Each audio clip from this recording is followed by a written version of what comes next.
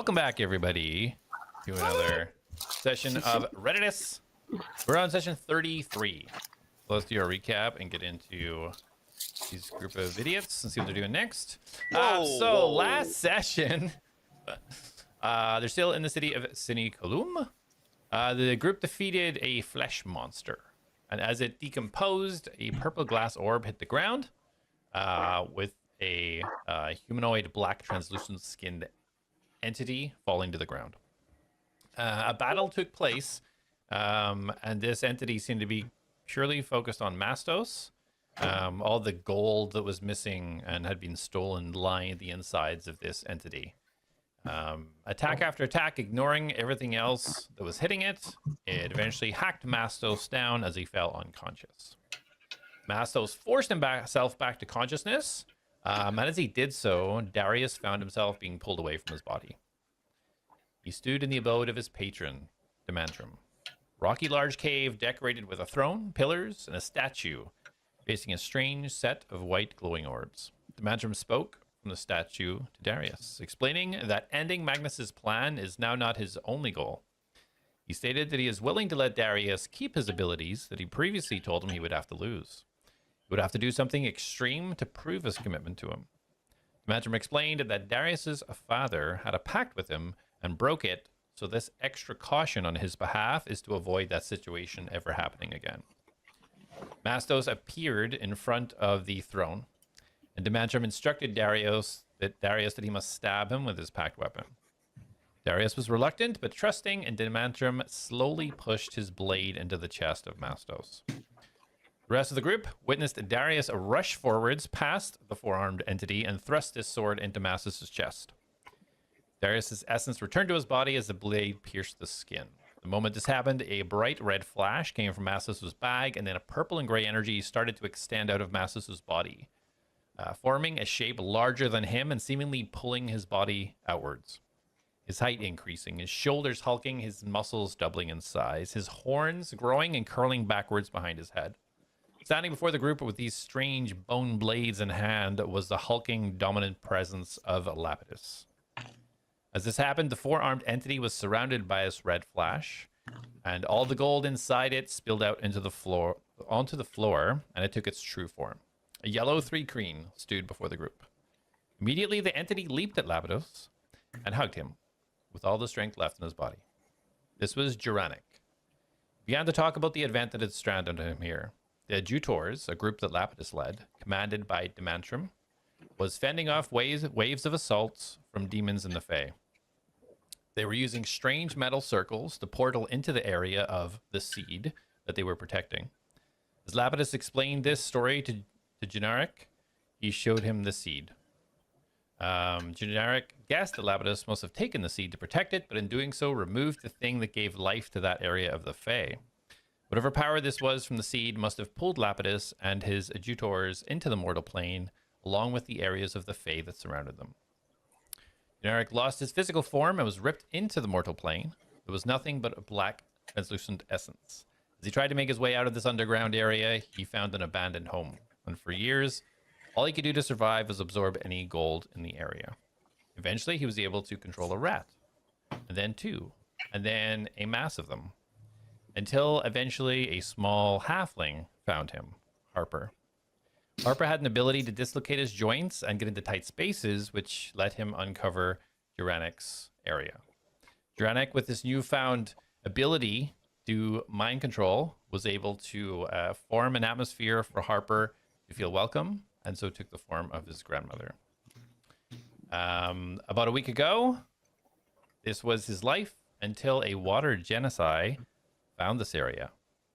Juranic was able to control her to leave her belongings, drop the 2 packs she was carrying, leave, and forget that they had ever found him.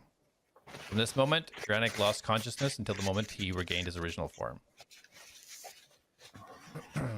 Juranic now asked Lapidus to try and find their friends, the rest of the group, and return the seed to the Fae. Meanwhile, Darius had gone to check on Harper to find Thoric was tending to him. Darius updated Thoric and asked him to skip parts of the story when debriefing with Carmen. Thoric agreed and took Harper to Jasper's. Jak got upset with the group bringing up the accidental killing of Harper repeatedly and walked off alone. Atlas grabbed both the packs that the Water Genocide had dropped on the ground, one standard pack and one specially designed chest pack that seemingly had a bag of holding capabilities and had a Caterva Invigar emblem on its underside. The group, minus Jak, headed to the Wizard's Tower to deliver the scroll case that was released from the body. Orla paid the group a reward in gold and told them to immediately leave and take the Shadow Heart Sphere out of the store and secure it somewhere.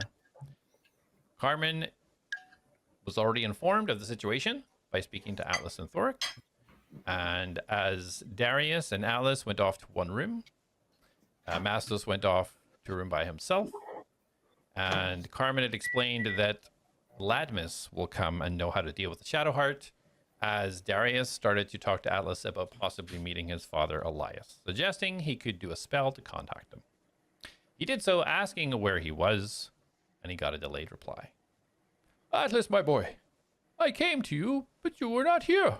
How is this possible? Where are you? We'll be back in a moment to see what they do next. Through shattered lands and broken sky, the keys ignite, the lost must rise. Bound by fate, by blood, by steel, a world forgotten, a truth concealed. Atlas forged in flame and dust, a heart of gears, a soul to trust. Jak the hunter, silent keen, a shadow's wrath, the watcher unseen. Darius speaks with silver tongue, a tale half truth, a song unsung. Mastos walks where wild winds call upon, to earth, to beast, to all. ATLADS rise, the night is long, through fate and fire, standing strong. Keys awaken, shadows call, one by one the mighty fall. The mighty fall.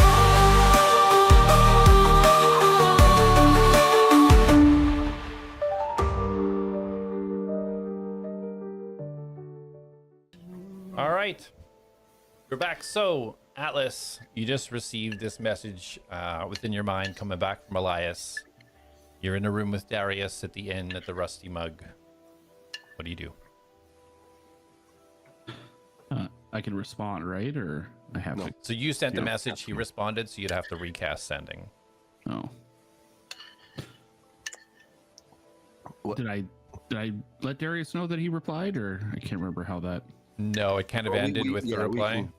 We can start like did he say anything? Oh yeah. I just heard him.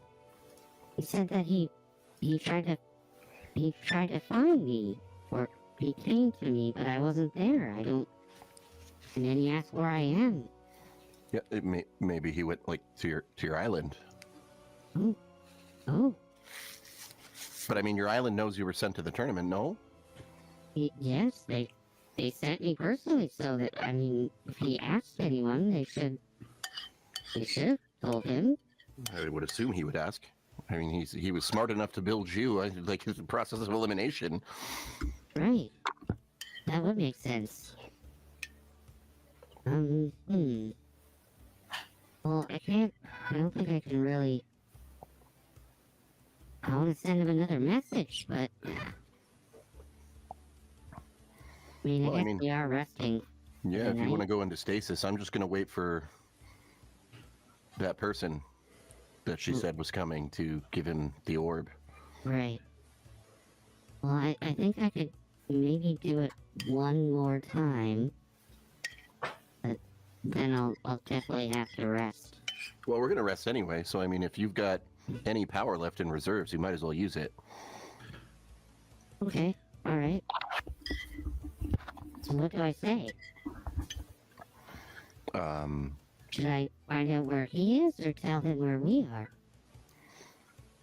Well, we don't have a way to get to him, so I feel like he seems to be able to travel. So telling him where we are might... Right, but are we...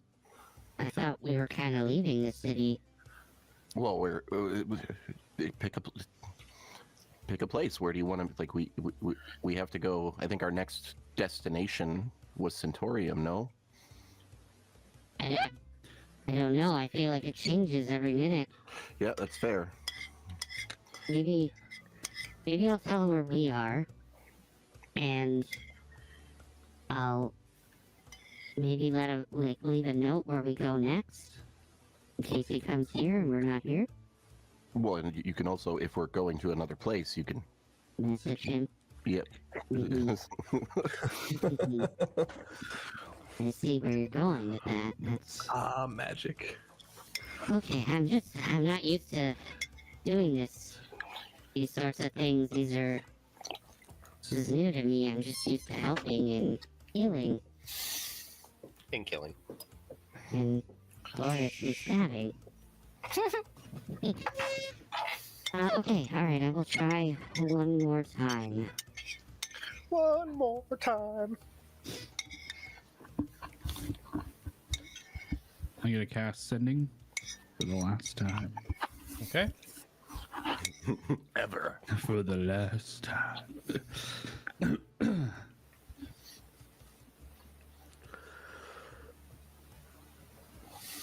Hello, Father. Shit, what's the name of the city we're in? I say in Cinecalum. my mind. What? Cinecalum. Cinecalum. Don't say it in your mind. Those are words. I am in a place called Cinecalum. We are helping. Oh my god, what's her name? They're the Carmen. Why am I blanking on everything? Carmen. I am with friends. Come find me. You got 5 more words if you need it. I'm at. We'll update as we go. Oh. We'll update you as we go. We'll update you as we.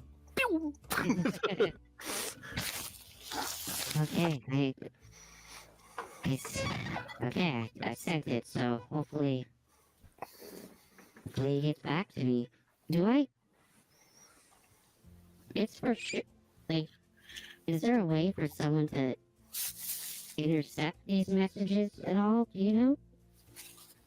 And after a few seconds, you immediately hear in your head, "Oh, Cinecalum, yes. I'm unable to get there. I'm at Ninak, the island. Oh, goodness me. Well, take care of yourself. We'll figure something out." Sorry, you said Dinak? The island? Ninak, Ninak. Have I heard of that place before? No, Ninak, the island. your island. So non. Oh, is that my island? I think he said your island. If he didn't, he meant to. Oh, okay. But then, so did he just not know the name of his island? How would he not have heard of it then? Are you asking the DM? Yes. Yes. Because the people living on their islands didn't assign the names of their islands. Oh, okay. Fair enough. All right. Everyone else knows it as Dick Island. He just replied. He said. I want to know the name of my island. He said he's on my island. It's called Ninak. Have you heard of that before? No. I mean, up until like 2 weeks ago, maybe, I didn't even know like all of this existed. The world got a lot bigger when our ship got shipwrecked. Right. I've never heard of the name of it before. Yeah, I didn't. Does Darius like? Do we have names for our islands, even if it's not like the proper name? Some of you did, some of you did not. And none Am of I you one of those currently people? playing did not. Okay. You know of a city, a name of a city, but not your island. I to be honest, I don't know the name of my island either. It feels like an oversight, like something the adults would want to teach kids. But I mean, yeah, I guess so. It's interesting. yeah, Anyways, I think I'm gonna rest now. Okay. I'm gonna just wait up, and so at this point, I want to start reading up on Shadow God Ligu, I think his name was. Okay. Is there somewhere you want me to post up? Wherever you want, dude. It's a big room. Okay. Yeah. There's 2 beds in it. What bed are you taking? Whichever one you don't. And I'll stand up so I'm not on a bed. You take your pick, bud. What bed do you want? Darius looks at him like suspiciously. Why? Well, because I'm gonna activate my sentry mode, so I want to make sure I'm taking care and looking over you as you sleep. And Darius very slowly and carefully just sits down on one of the beds. I'll take this one. Okay. And I'll like zoom over to the side of that bed and Good night, Darius. Good night, dude. Hey, Darius. Yes? Thanks for being my friend. Thanks for being mine. I haven't really had any. Good night. Good and then night. just shut down. All right. Yeah. So you see Atlas go into stasis. So he kind of shrinks down. Head kind of sinks into the body, and you see his eyes go to what, saying number 8 on it. No, they're doing like a slow fade, like just kind of like scan.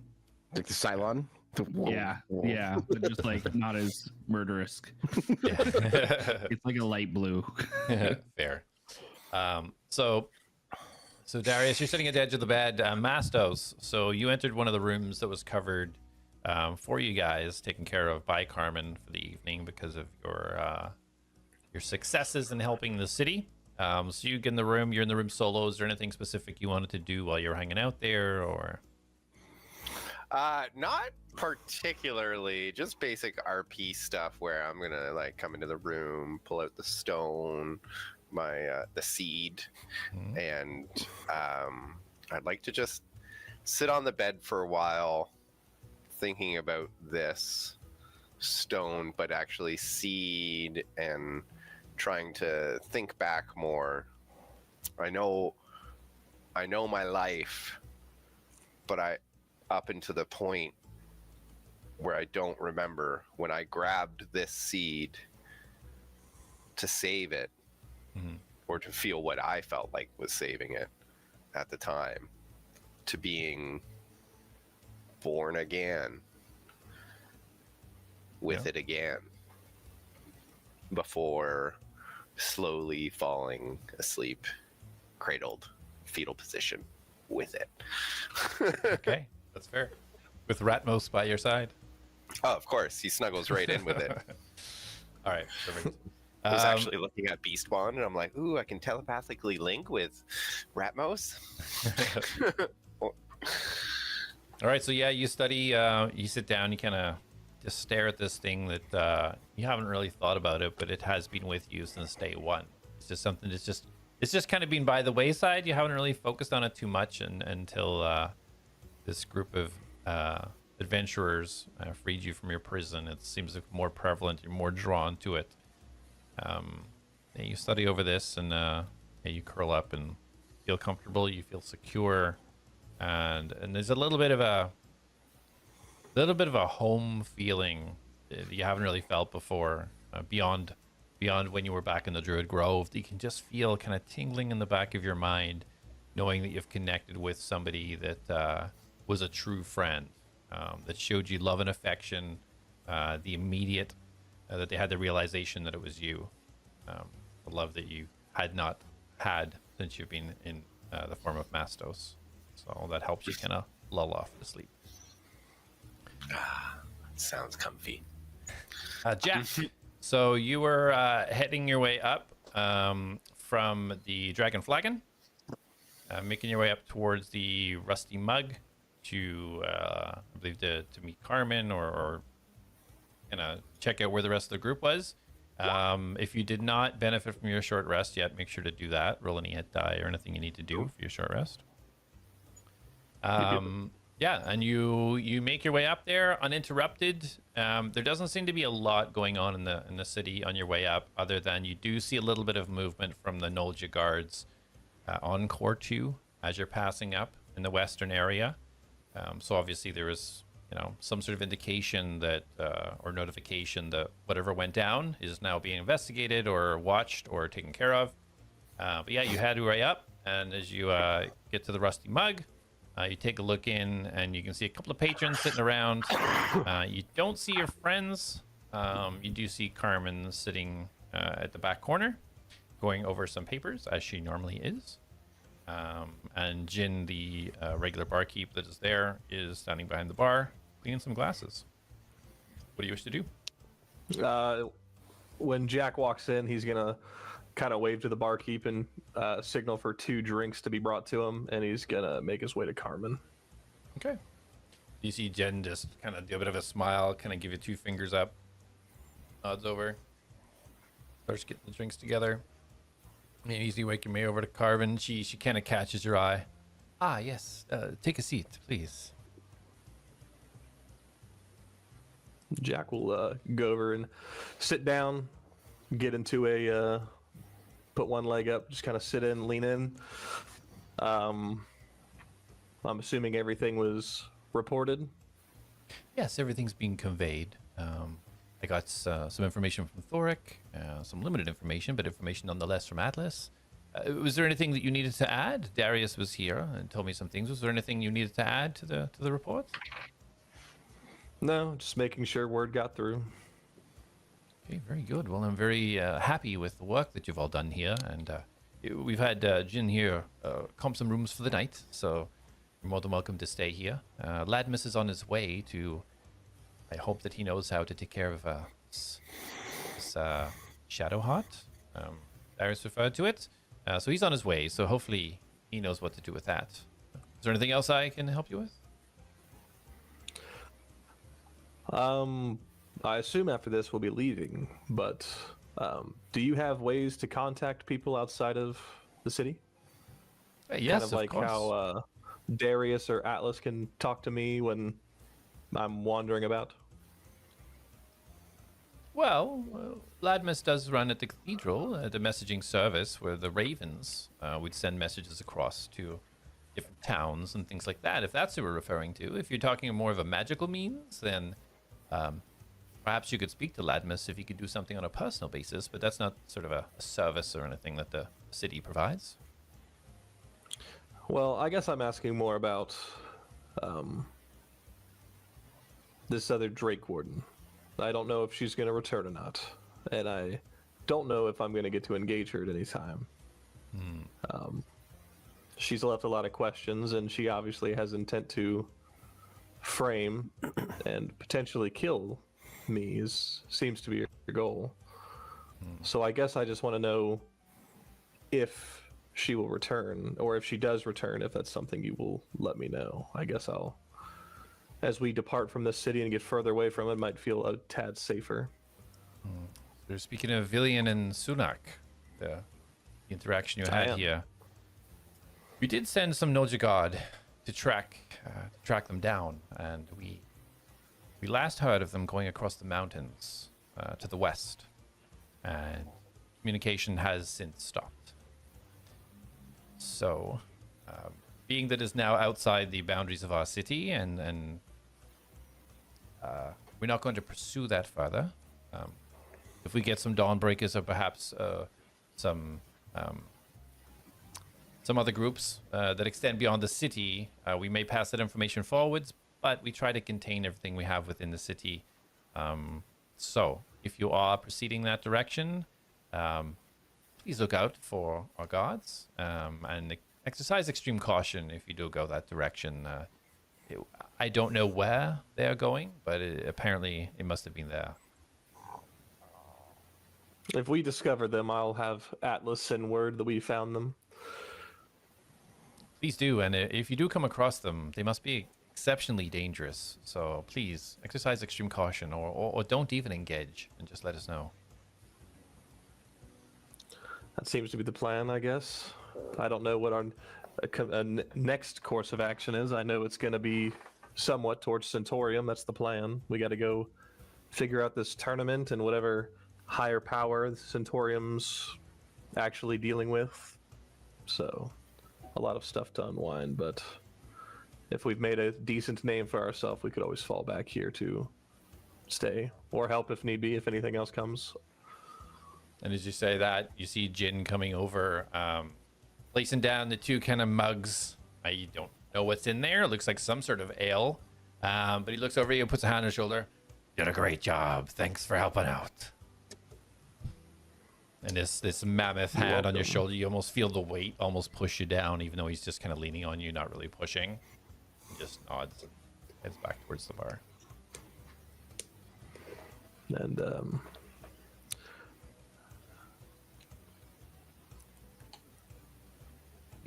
well, if you intend to head to Centaurium, that's quite a journey. What's the plan? What's the strategy? How are we going to get so far?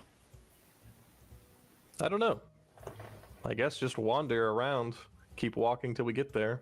Unless we found, I guess they called it a teleportation circle. People can travel about. Do you have access to any of those? We do have a teleportation circle just out the front of the city. The people can come here if they have specific means to do so.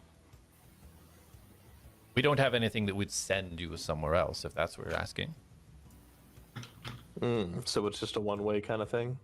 Yes, unless you have a teleportation stone yourself that is of course bound to somewhere. And Jack's gonna cock his head because I think I do have something of that nature. That or it's Radagon that has one. I forget. I think Radagon has a broken one from the bandit camp. All right, never mind. He does not bother checking his satchel in front of me. I was like, mixing up my inventories. Well, I'm assuming you guys don't have any stones that could get us closer to any cities closer then. No, nothing like that. No, our communication with the outside is more just, we would send a messenger or a representative perhaps, but we don't really mingle too much. It's more people coming to us as opposed to us going to them. Did you get a lot of Centaurium tournament people through here, or are we the first? The first that I've ever met. Yes, most Centaurium people that have acquainted themselves with Centaurium usually don't come to our city.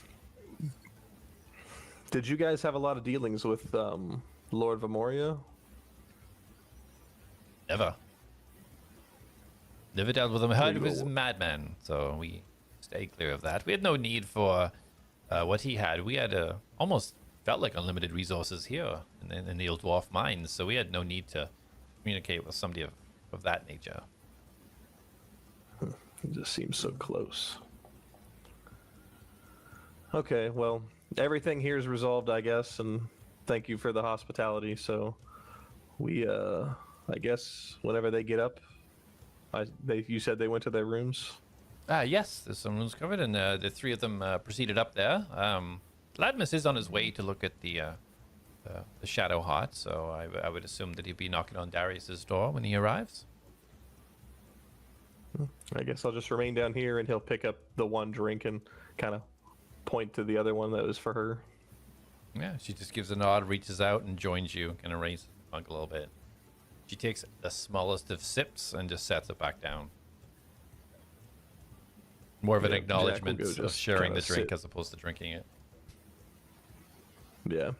Jack will just kind of stay downstairs and wait for everyone's rest to be over. Okay. Yeah, so you kick back one of the chairs and lean back a little bit. Some time passes.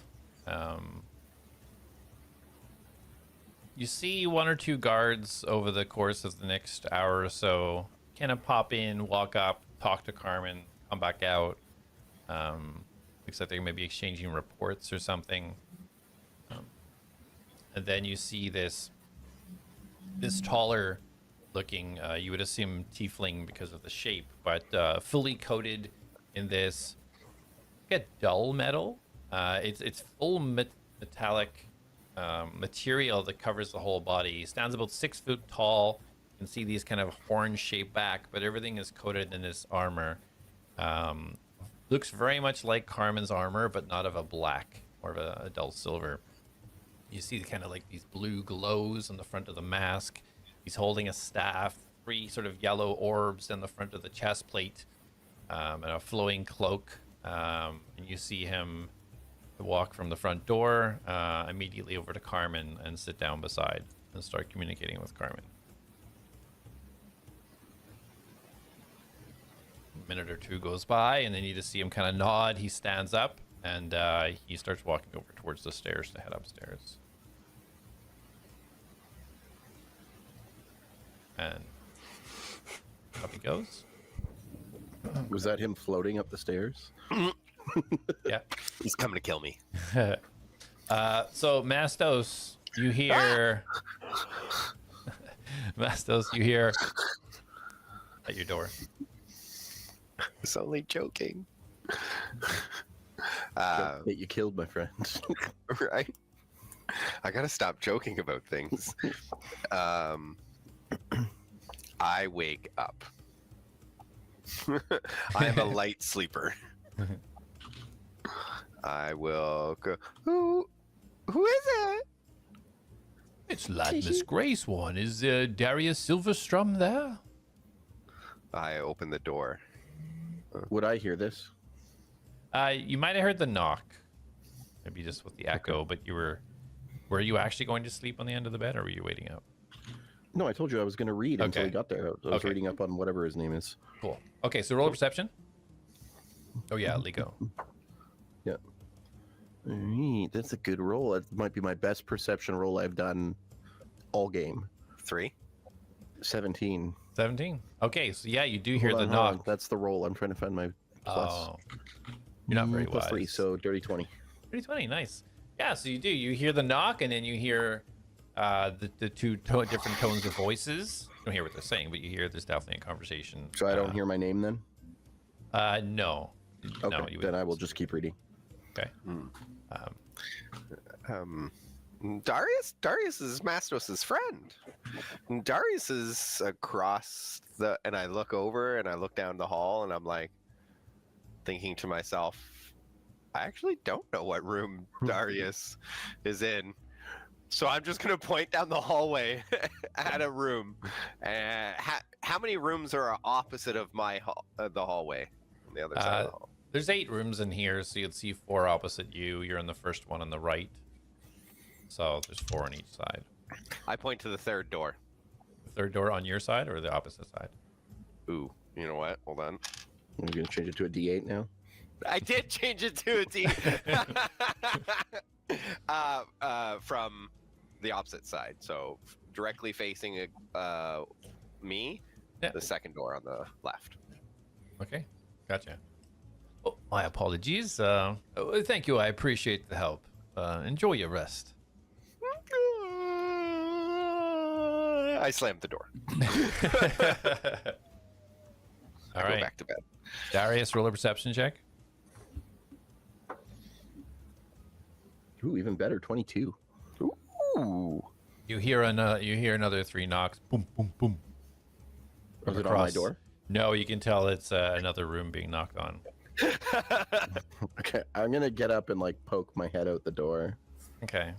Yeah, you see the back. You see a cloak, and these kind of like metal horns kind of sticking back, pointing towards you. And some I man pull in standing the with door a cool little staff. bit, and now I'm like peeking. I'm like, Okay.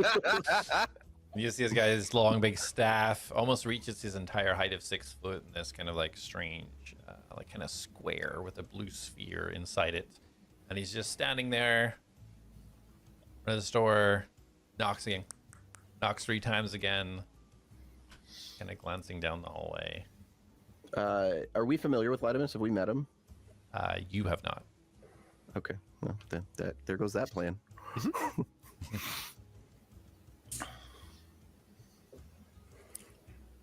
You see him put his hand down and try the door handle, and he lets it go as soon as to be locked. He kind of shrugs and he goes to turn to walk down. Are you trying to hide as he turns.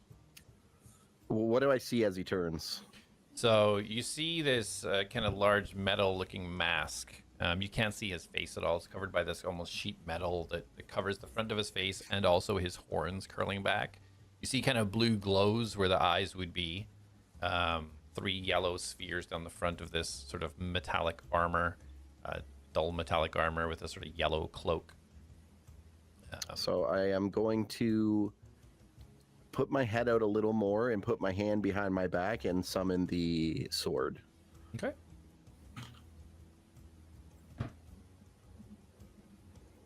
Okay. Are you trying to hide behind the door at the same time? Well, like I mean, staying hidden, I'm or still no? in the room. My head is just poking out. So Yeah. Okay, roll a stealth check.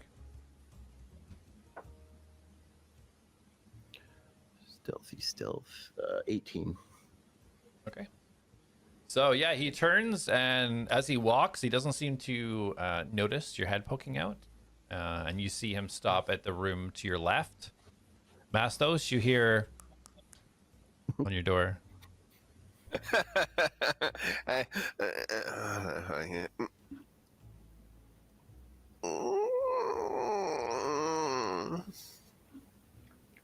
am like Get up. And I walk slowly. like this. Are you shapeshifted into a monkey? No. And I slowly open the door, but I'm not looking straight ahead. I am basically sleepwalking to the door. Okay. And I'm just head. And you open it. Yeah. My apologies, friend of Darius. He doesn't seem to be in that room. You know where he is, a chance? Hearing him say my name, I will dispel the sword and hello? Darius! And I Ah. point. Ah, sorry. Sir, resume your sleeping. Darius Silverstrum? Yep. Lad Miss Graceborn, I've been sent to take a little look at something that you have, yes? Yes, please come in. Of course. Mastos is sleeping in the doorway, pointing at Darius's door. All right. So yeah. So as he Sleep like a follows you in, horse. get a little bit of a closer look. Jake.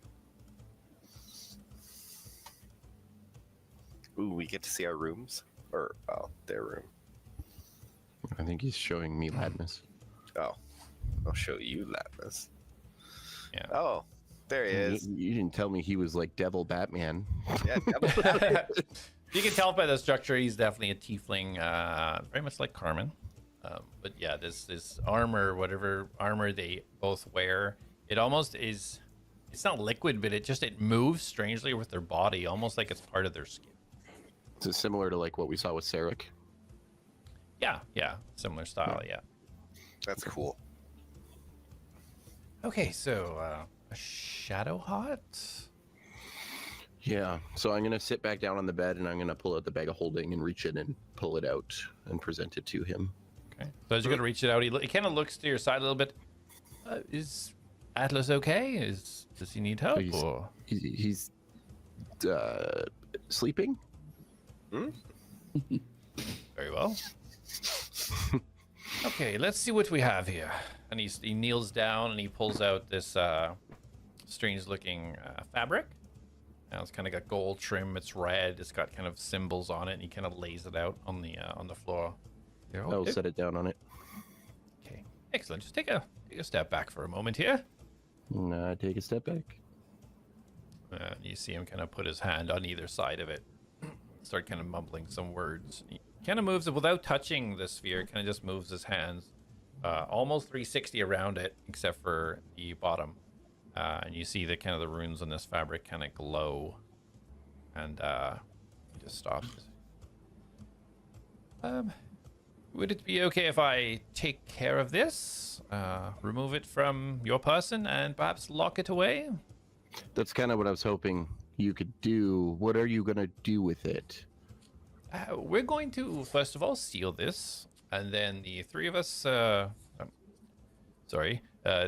is the council that runs in the column. The three of us will meet and we will decide how to dispose of this or remove it from the mortal plane and send it back to where it came from.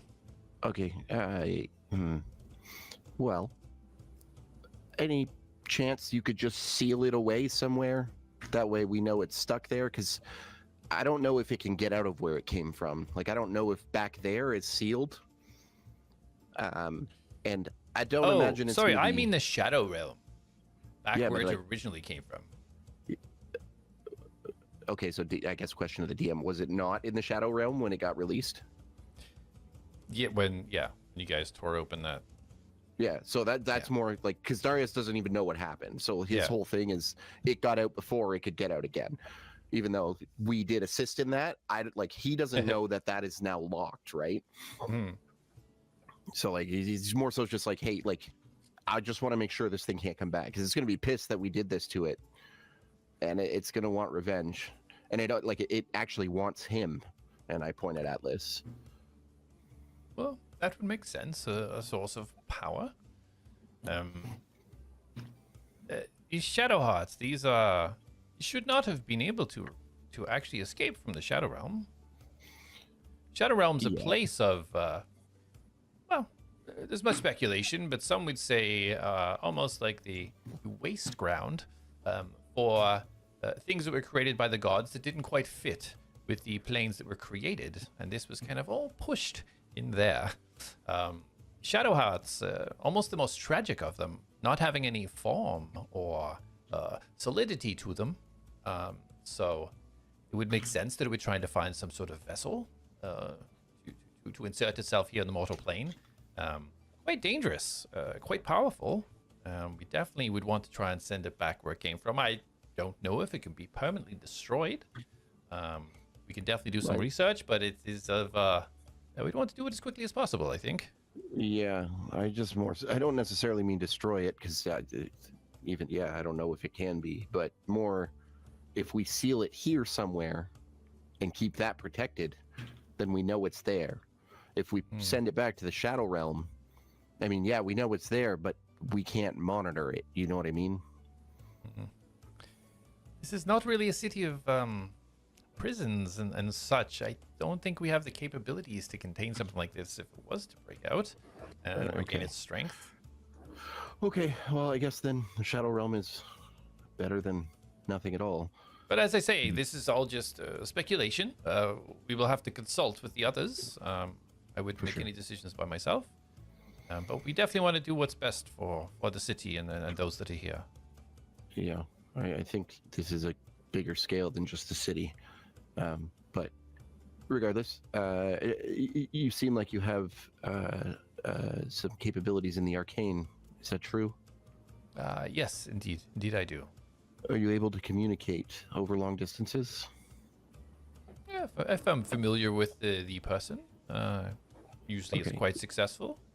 Can you let me know when the council has made their decision and when whatever the decision is completed? Oh, most certainly. Absolutely. Absolutely.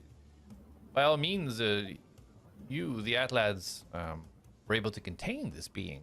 So we're very grateful, and we'll absolutely be communicating anything that's being done with it. It's essentially under your care, and you're trusting me to take it, so we will communicate that. Absolutely. To be clear, we didn't seal it in that. We defeated it in combat, and it turned into that. Interesting. Yeah. Excellent. Well, this would be quite good for the research. We've never been able to, get our hands on anything that would be from the Shadow Realm, so that's very interesting to know that the vessel would revert back to this when destroyed. Yeah, I mean, you should have seen it before. It was disgusting. What was it like? Do you mind explaining what you've seen? Oh, better yet, do you mind if I take a look? He kind of gestures his hand. And he backs up a little bit because he doesn't want him to see the fact that we actually released it. I have a better idea. Actually, I might not be able to do it yet because I don't think I've rested. Yeah, no, I can't. It's a spell slot. I thought it was a cantrip. I'm not really comfortable with people digging around in my head. Not a problem, of course, no problem. But just imagine a giant pile of flesh with a bunch of mouths on it and Okay. tentacles, and it could put spikes. And I like show like there's still like, I imagine they're closed, but there's still like marks on my head. Yeah, you can see him kind of tilting his head, kind of looking at. Oh my goodness, yes. Perhaps rest time for you, I think. Yeah, I just I wanted to wait for you before I fell asleep because I didn't want to not wake up because that thing took my body. Of course, that's understandable. Let me get this out of the way. And the temporary lockdown, at least, I don't know how long this will be contained for. So let me just take care of this. He Yeah, sits for down. sure. You see him go cross-legged. He kind of puts his hand on either side of the rag that is there as material, mumble a few words. You start to see the gold on the outside light up, and his the blue of his eyes burn immensely now. Very, very bright, starting to go almost make the whole room glow blue. As he folds over each corner, you see the sapphire almost sink down a little bit as he folds each corner. And as he completes the fourth fold, you see the material just go flat. He folds it up into 4 and places it in a pouch on the side of his belt. That's a cool trick. Yes, well, for now at least. Yes, I must consult. We appreciate everything you've done for the city and hopefully continue to do. And I'll be in touch as soon as I know more. Sounds good. Thank you, Latimus. He bows his head and he stands up and he looks beside you and says, "Bye, Atlas," and turns and walks out the room. I will go back to reading about Lego. So, from what I read, I can spend 2 of my 8 hours of a long rest just reading or whatever, right? Yeah. It's not active. So, yeah. I will. So, whatever reading I've done, and then the next 2 hours, I will read up. If I get everything I need on Lego, I'll just move on to another god to get whatever information I can. Okay, pick another god. 1 second. Let me pull up my list of them. But while you're looking for that, so Jak, you've seen Latimus go up, and he was up there for about 15-20 minutes. You start to see him coming back down again. He heads over towards Carmen. He kind of whispers in her ear, 15-20 seconds. She nods her head, and he starts heading towards the exit. I'll say Jak would just be watching it. He wouldn't try to listen. Yeah. Sure. Okay, I'm going so to say Dracoris. Forest. Okay, gotcha. All right, so Jak, you see no sign of your teammates coming down. What did you want to do right now? Jak's just gonna wait. He's already took his short rest. So Carmen said they were up there, so he figured they're taking their time. Okay. So Mastos is asleep. Atlas is in stasis. Darius, what do you want to do? You're reading. Are you doing just staying up there? So it's been okay. So Jak, basically, it's been about 2 hours now, and no sign of any of your compatriots.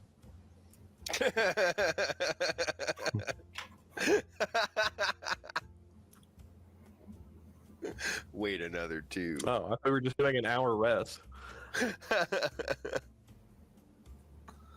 No. No, we're doing a long rest, dude. Yeah, Well, we're nobody all right, well, nobody I guess communicated Jak anything. would He wasn't then- there, so- no one did. I love it. Isn't it like 3 o'clock? It was 3 o'clock. Yeah, it was. Wasn't Time most of us like at 4 dead o'clock. after that fight though? Like, would that not be kind of self-implied with how bad shape everyone was in?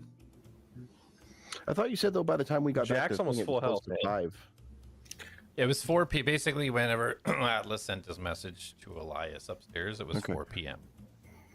So it's been what, Oh. 2 hours. Jak's been waiting downstairs, so you're about 6 p.m. right now. Oh, well then Jak's gonna go upstairs and he's gonna knock on a few doors until he finds people. Okay. so I she- am literally standing in my doorway sleeping still. Arms down. The arms Oh down. yeah. I didn't go back to bed. So as you hit the top of the stairs, you immediately see on your right-hand side, the first doorway, you see recognizable Mastos form, just kind of standing up, head kind of down, arm by the side, just like, you know, that little nose bubble that's popping. Boop, boop, anime style. That is perfect illustration of how Mastos sleeps. Jack would peer around Mastos to see if anybody else is in that room. Yeah, roll a perception check.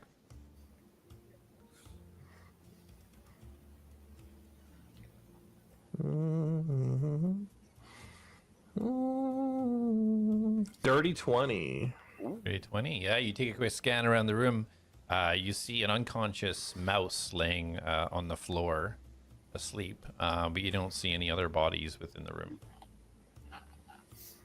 Jack is going to do his best to delicately pull Mastos on the floor and drag him back in his room, and then close the door behind him, Okay. like leaving him in the room and Jack not in the room. Okay. Let's do a dexterity check. It's like, just let him go to sleep. Yeah. Close the door. At least no one's gonna kill him. An 18. 18. Perfect. So yeah, you kind of like, you go around behind him and kind of lay him, pull him back onto your back, and then slowly kind of move in, and then gingerly just place him down beside the sleeping rat. And he just automatically curls up. And then Jack will kind of walk out and close the door behind him, and then he is going to try to use his senses to see if he can tell what room the other people are in. Okay, go ahead and roll a investigation or survival, your choice. Survival, please. I have a nice survival check. That is a 16. 16, nice. So as you kind of look around for an indication of where Darius might be, you notice the you notice first of all actually Atlas's feet, leaving kind of a little scuff marks. And as you look closer, you can tell it is almost in tandem with another another person. So you ascertain this to be Darius and Atlas moving into the second room right beside Mastos on your right. Jack is going to just kind of wander up and see if the door is unlocked. Okay. So you go to turn the handle. Darius, did you lock it when you went to go sit down again? I would have. I didn't say I did though, so it's up to you if you want to. Yeah. If you would have, it's fine. It's not a deal. So yeah, you go to turn it, and you just hear the rattle. Darius, just coming kind of where you were going to wrap up and kind of lay down to try to go to sleep, you hear the doorknob rattle. I'm quiet as a mouse. So the door doesn't budge, and you don't hear anything. Jack. So I for sure know that they're in there because the footprints. You don't see the footprints leaving. Yeah, you just kind of can tell that they go in there. You don't see them leaving.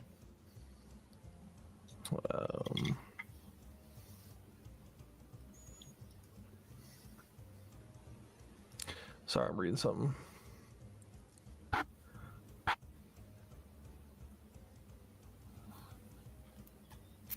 No, I'm not doing that. Jack's just gonna knock on the door. I finally used the fireball scroll. My door. Burn it down. My friends I are was in gonna- danger in there. I was gonna use my cantrip and do something stupid, but Jack's just gonna knock on the door. And Atlas, Darius, are you in here? Do I recognize a voice? Yeah, it's quite clearly Jack. He's very specific. I will go and unlock the door and like open it a crack. Yes. I presume by the time and no one coming downstairs, you guys are gonna be a while. Get rested up after the battle. Yeah, we're all kind of spent. Understandable. Carmen said the rooms were on the house tonight. Do you know which other room is available? I think you can just take a room. Oh. Okay. Jin told you it's the 4 rooms on the right because he gave you the key. Oh, Oh yeah. did he give him or me the key? Darius, yeah. Oh, okay. Okay. Never mind then. And I will hand him a key. And all those rooms on this side are ours. Perfect. Okay. Well then, I guess I'll see you in the morning. And I close the door and lock it. And Jak will go get a room, and then he is going to use. I think I have a spell slot. Yeah, I have one more spell slot, and he is going to use a spell slot, and he is going to resummon Reen. Affinity for lightning. Okay. And he is just going to kind of plop down on the ground and kind of like tear his bed up to make a comfy area for Reen and him to share, since she's a lot bigger now. And he's just like, I'm done with the day and is going to go to sleep. Okay. Yeah, she curls up. He'll just pet her until he falls asleep. Okay, yeah. You get that familiar kind of pet now where it's the scales are used to kind of clicking your fingers over just a half dozen scales at one time, feel like the 1, the 2, like the size growth and the power of Reen you can almost feel in your fingertips as you kind of pet her, and you kind of smile to yourself as you start drifting off. So everybody go ahead and mark off a long rest if you need to do so.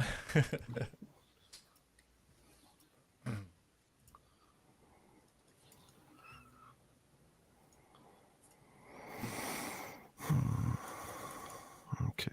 Yay. It did it. I also changed my spells around. I'm sure it'll do in my daily preparations when I wake up. Yeah, don't forget spellcasters if you want to reassign some spells or whatever. Make sure you pick your spells for the day. I can't do that. I'm so glad I used all my recover hit dice on that short rest I took. You get half of them back. You get half of them back, yeah. No, yeah. I used like almost all of them to get up to like I was just like 3 health shy of having max health. All right, so Atlas, you come out of stasis and you kind of take a peek in the room and you see that Darius is currently snoring on the bed below you. I'll just kind of sit, stare at him. Okay. There. I want to do a medical scan on him too. He's snoring pretty loud. I want to see if there's any signs of sleep apnea. Yeah, roll medicine check. 22. 22. Yeah, after a full scan, you do detect some issues of a deviated septum. Perhaps at a later date, you may be able to try and treat to relieve some of that pressure. But otherwise, he seems fairly healthy. Okay.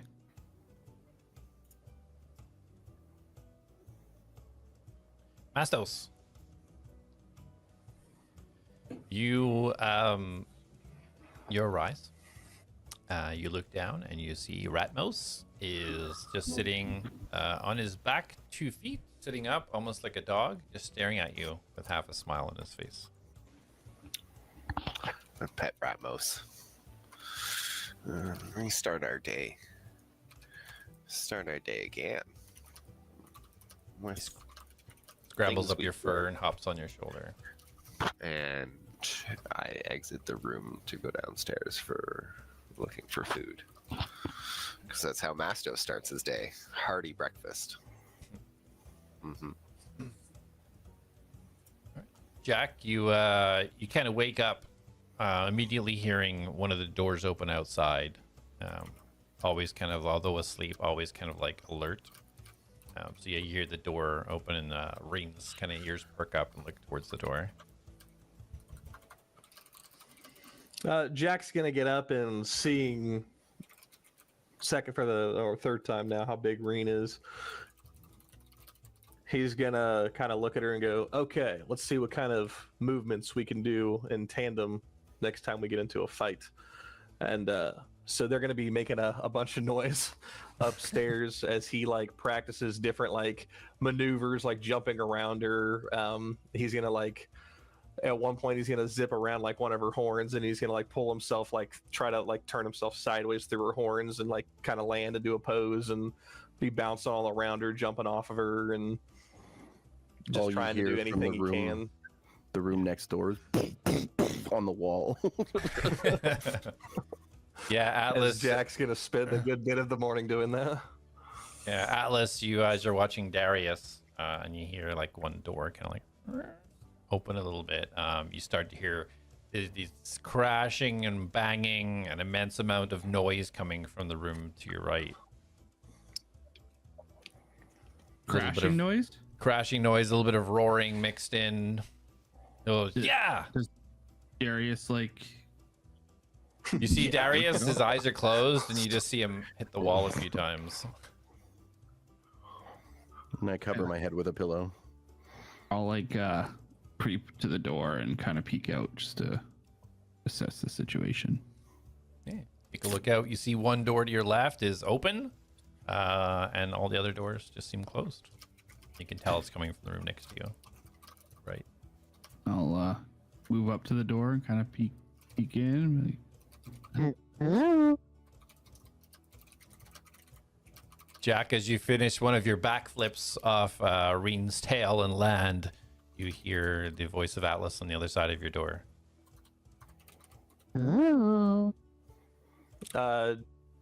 Jack's still like in the moment, like visualizing a fight that he had when he was younger with Reen when she was littler, and he's just gonna be like, "Come on in," and he's gonna keep his like momentum, and she's gonna fly in the air as he like jumps underneath of her and tries to zip back around her and land on top of her as she hits the ground, and striking his pose and holding his hand out like he's about to shoot a bunch of arrows at somebody. Oh, hey Jak. I didn't realize. How are you? Without skipping a beat, Jack's gonna turn around and he's gonna go, "I'm good," and he's gonna jump off Reen, and his grapple is gonna shoot straight at Atlas, and he's gonna try to yank him up on top of Reen. Okay, roll to attack. I'm good. I got a bunch of sleep last night. You Roll attack roll. yeah. Jack's He, like, he's trying to kills yank you Atlas. up there. Murders them. Let me roll here.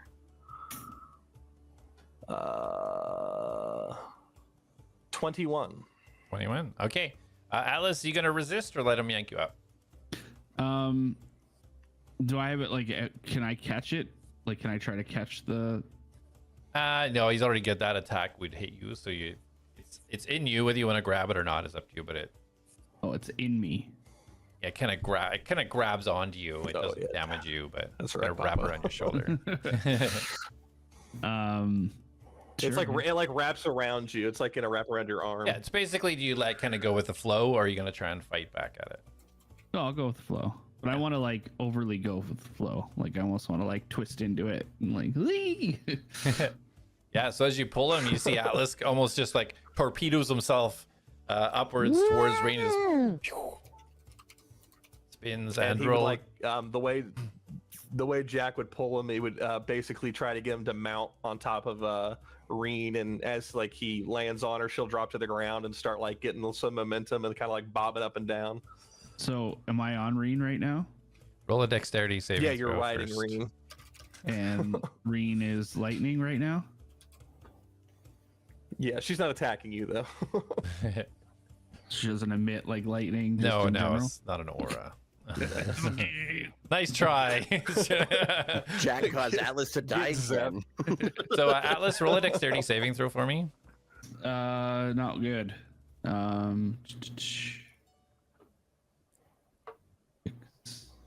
7. 7. Okay. So Jak, for Reen, roll a strength check for Reen for me. Okay. I gotta Atlas, pull up her. right back into my room through the wall.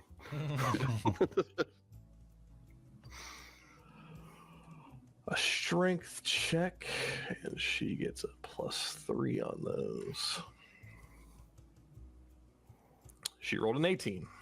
Goodness, D&D Beyond be rolling nice. Yeah, so as you kind of yank Atlas up, he's like, wee! He kind of goes into it, spirals up like a little bullet, just flying up towards Reen. As you kind of see his like legs and arms open out to try and like land on Reen, he completely overshoots it. But as Reen kind of like flicks herself up, she flicks her tail up, and the tail end of it just catches him. And as he hits it, it just slides like a little water slide right back down with his legs open and lands on her back.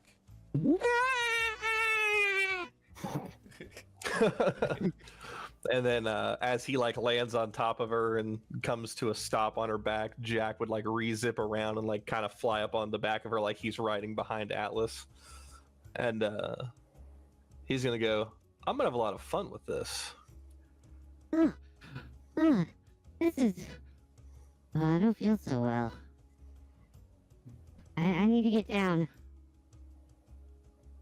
And Jak will kind of like look at Reen, and her tail will straighten down, and so he can like kind of walk off the back of it.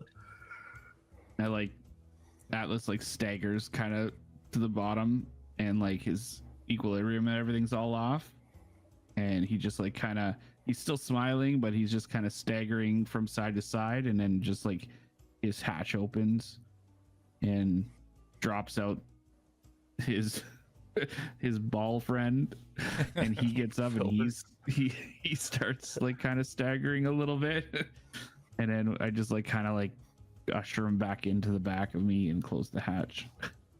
Instead of rolling up into a ball this time, he kind of tumbles on the ground. You see his little vines, like he kind of pulls himself into your hatch and then rolls himself up inside. Oh, that was a lot at once. I was not expecting to be thrown around so quickly. Sorry about that. It just kind of seemed to like kind of good in the moment, you know, in case something happens and I gotta pull one of you onto her, she can start running away. Oh, yeah. By the way, I don't know if you saw how different Reen looks, but Reen kind of had a transformation. Oh yeah, I definitely noticed. In the split second before being shot with a grappling hook. But This is the coolest part. Check this out. And Jak will like look at Reen and he'll like nod his head up, and she'll like start to like lift off as she flaps her wings, and she'll be off the ground. Is it like kick up dust and stuff? You see now, like getting a good take of the room, you can see the chairs, the table, the dresser is all busted up. As she kind of flaps her wings up to the like 12-foot ceiling. You see that the dust is like the power of her wings is almost like pushing you back. But like, yeah, you picture, see her like, getting hovering hit in there. with like some lighter debris. Yeah, yeah. Little pieces of paper and little pieces of wood flying. so All of it's just missing Jak and going right to Alice, and he's just like, yeah, look at that. so impressive. It's great. We can maybe just have her get down for a minute, just to gather my bearings. And then Jak will just kind of whistle for her to come land. Oh. Okay, well.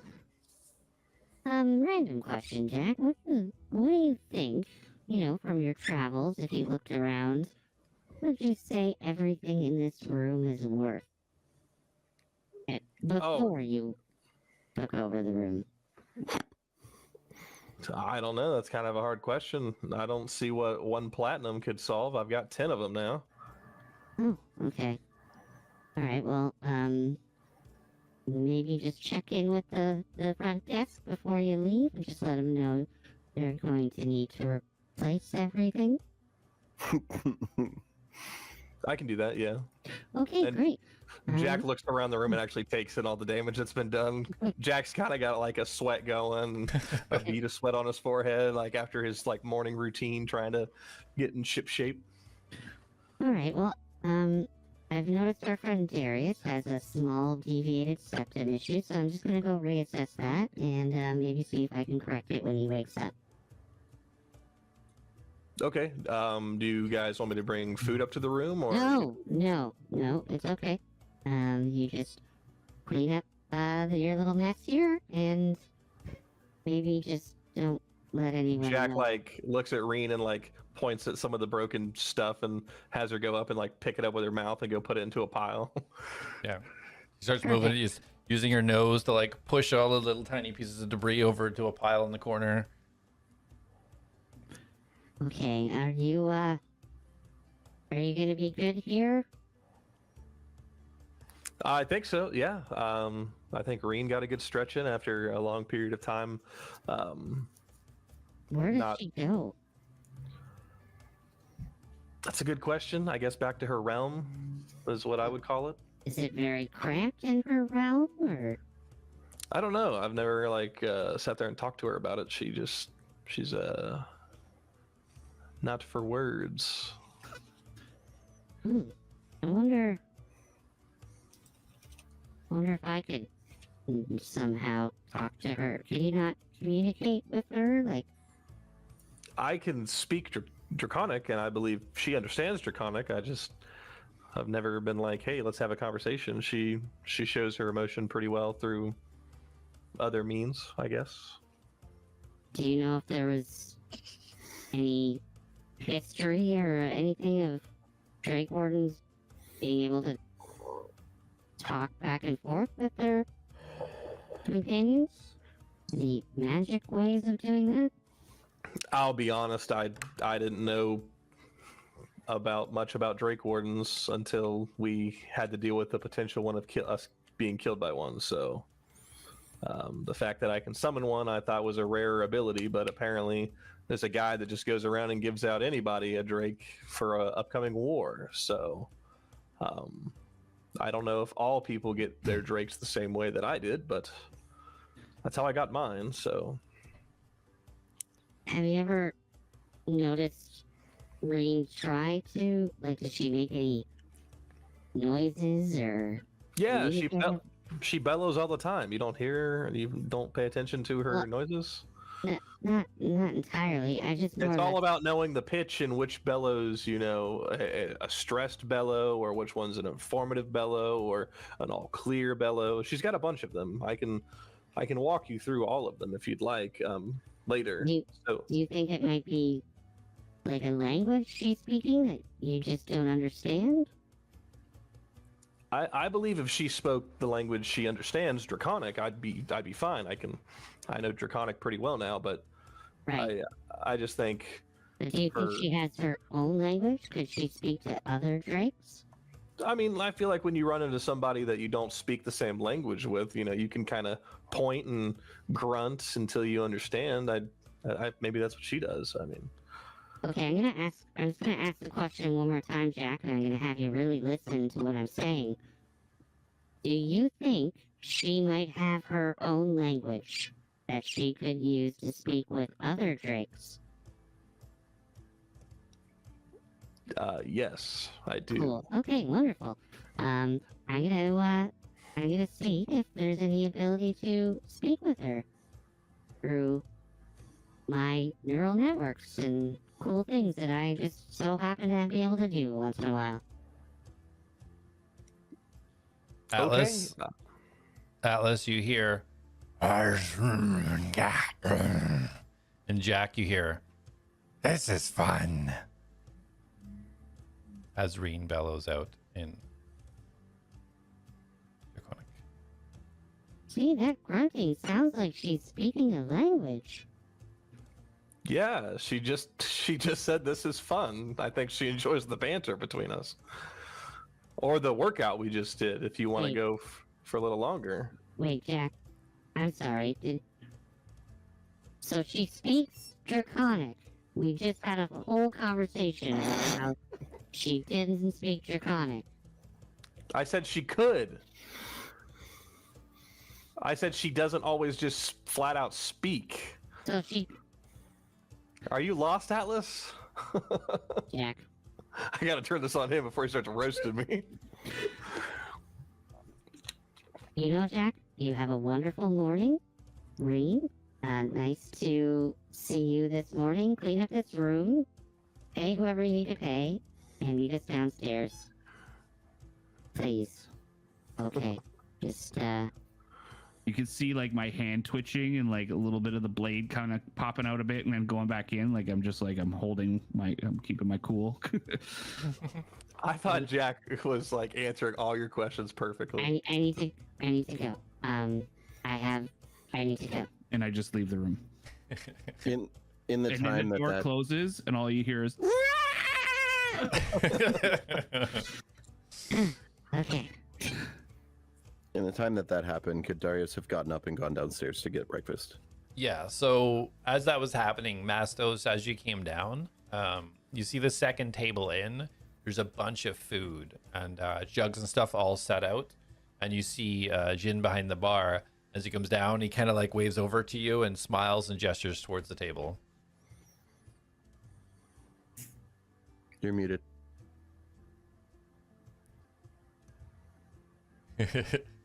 It's hard to unmute through the monkey head. Yeah, it was. I was like, oh man, I'm double muted.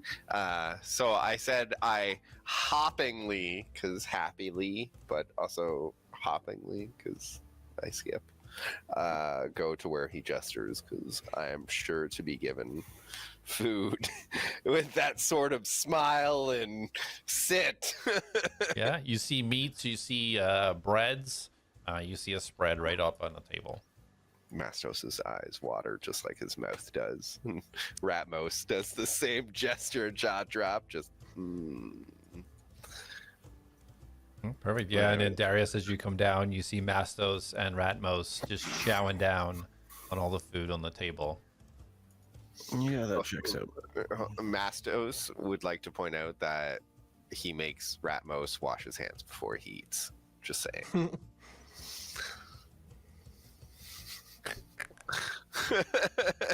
Exactly. All right, perfect. And then Atlas, as you kind of like start to make your way down the stairs, Jak, are you still tidying up the room, or are you making your way down too? I was actually going back to Oh, the room. right, to check on Darius. So yeah, so as you go back to the room, you see the door's closed, but as you open it, you see Darius isn't there. Okay, I'll just kind of eye around the room and nothing. No, looks like he is no longer there. His backpack and his belongings are gone. Okay. I'll head downstairs. All right.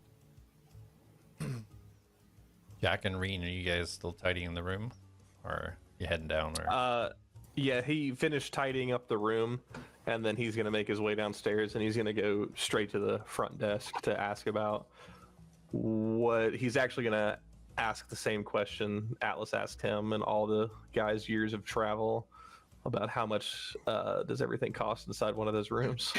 Okay. All right. So yeah, so Atlas, you make your way down first, obviously. So yeah, you see Darius, Mastos, Ratmos at the table, food, munching down. I will. Anyone else I noticed in the? You see Jin behind the bar, the big half orc. Yeah. You don't see Carmen in the corner. This is early hours of the morning. It's, you know, you guys just get up first thing, so there's really not a lot of patrons around or anything like that. Pretty much have the place to yourselves. What time would you say it is? About 8 a.m. Oh, okay. All right. Yeah, I will sit at the booth and watch Mastos eat. Perfect. Good morning, Mastos. Hold on. I don't have food near me. Morning. You look well. Mastos feels fantastic. Wonderful. How are you feeling after yesterday's events and revelations? Mastos feel great. Mastos remember Mastos. And is Mastos in Mastos's head? Every time he says Mastos now, he says Lapidus. But he's still saying Mastos out loud. Well, it was very interesting to see your other side and your friend True self. Yes, your true self. Is No, there a reason why you no. prefer not to be your true self? Mm. Mm. Mm.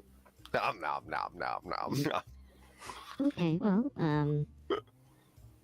what do you think we should do next time? We have to help your friend, right? Yeah, Juranic? Tyrannic, yes. Tyrannic talk about other friends too. But Fey Forest. The Fey Forest we must go. Right, it's here, isn't it? Mm-hmm. Nom nom nom. And you have you have a seed? Is that what it's called? Mm. And I stop eating when he mentions the seed. Can you bring that out, buddy? Hmm. Whoa, are you Mastos here? doesn't think Is it's Darius safe here? to bring out. Darius sitting in the Yeah, yeah, is Darius sitting there too? Yeah. Yeah, I You came came down down and seen before you. Darius, Mastos, and Oh, Ratnos yeah, eating yeah, food. yeah, Alright, okay. No, you were there Wow. before me. He's just real quiet. Yeah, you scared everyone. Yeah, I actually had the hood up. For a second there, I was like, "Did you come down like that?" No, You I guys didn't. just see a muffin floating and slowly disappearing. We're like, magic muffins. Yeah. Mastos doesn't feel safe bringing seed out. I just want to take a closer look at it. I'm not going to touch it. It's okay, Mastos. We won't touch it. You keep holding on to it. And if it makes you feel better, you can hold it on the rim of the bag. So if danger comes, you just open your hands and it falls back in the bag. Okay. And I do that. It's like a little Twinkie sliding up. I'm just like, Oh, now I want a Twinkie. right? As soon as you Mastos, said are it, you- holding it like that, I was like, Are you I'm gonna- able to speak as Lapidos without changing into Lapidos? I think we that- asked him this already. Oh, did we? Mastos speak perfect common. Yeah. No, I don't say that you don't. I know your voice changes, and I'm just wondering if that's something you can do without fully changing. Mastos can't even be true self all the time. I don't think I can change anything. I think in his head he's speaking normal, and it comes out not that way. Mastos speaks perfect common. Right. Yes, just in an unusual order. I'm going to then go quiet and start ritual casting Identify. Okay. What do you know, Mastos, about the seed?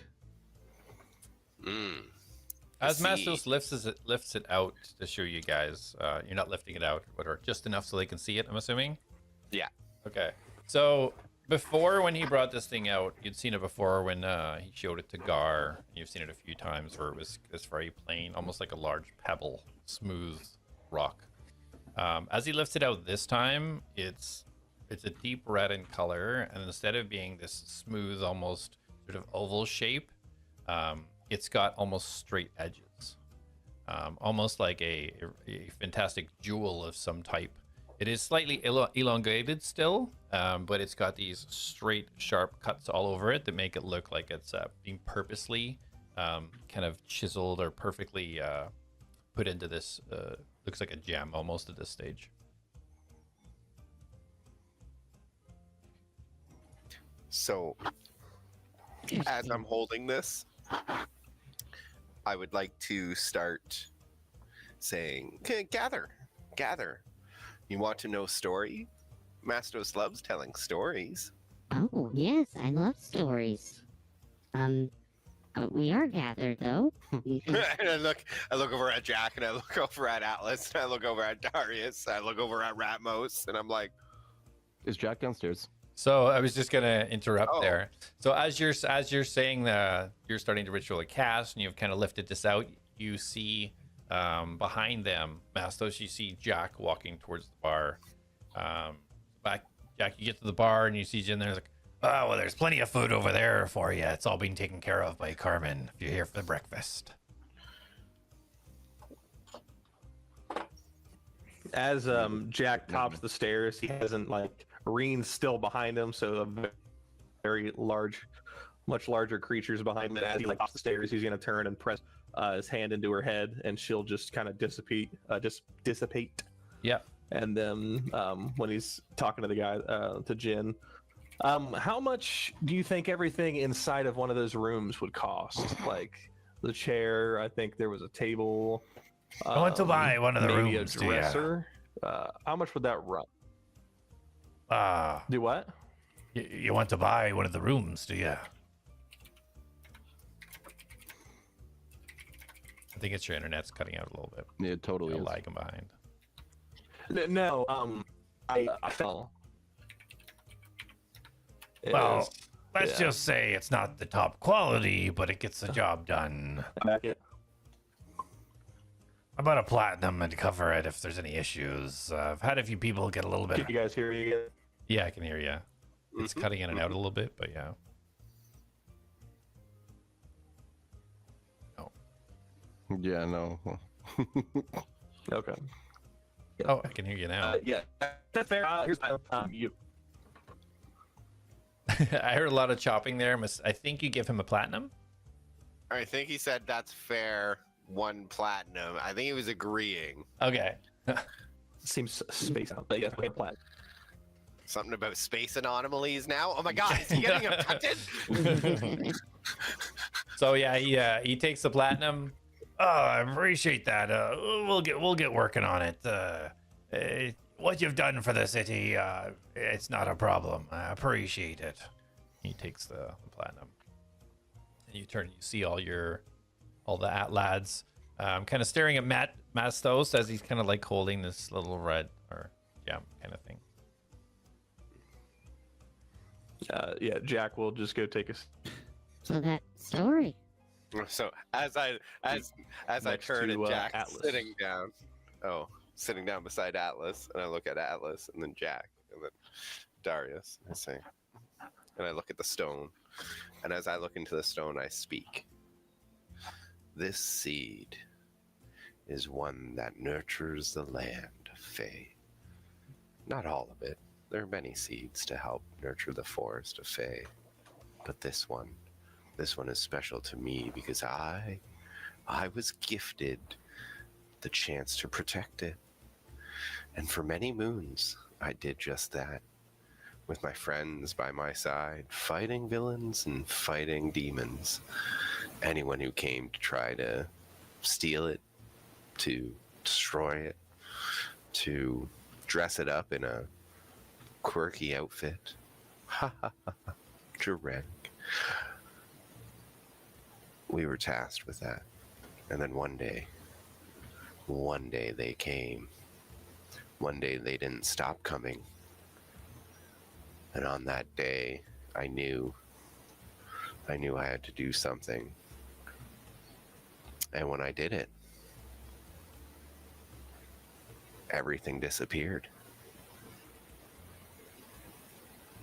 And it left me with just this and this and just me. What did you do?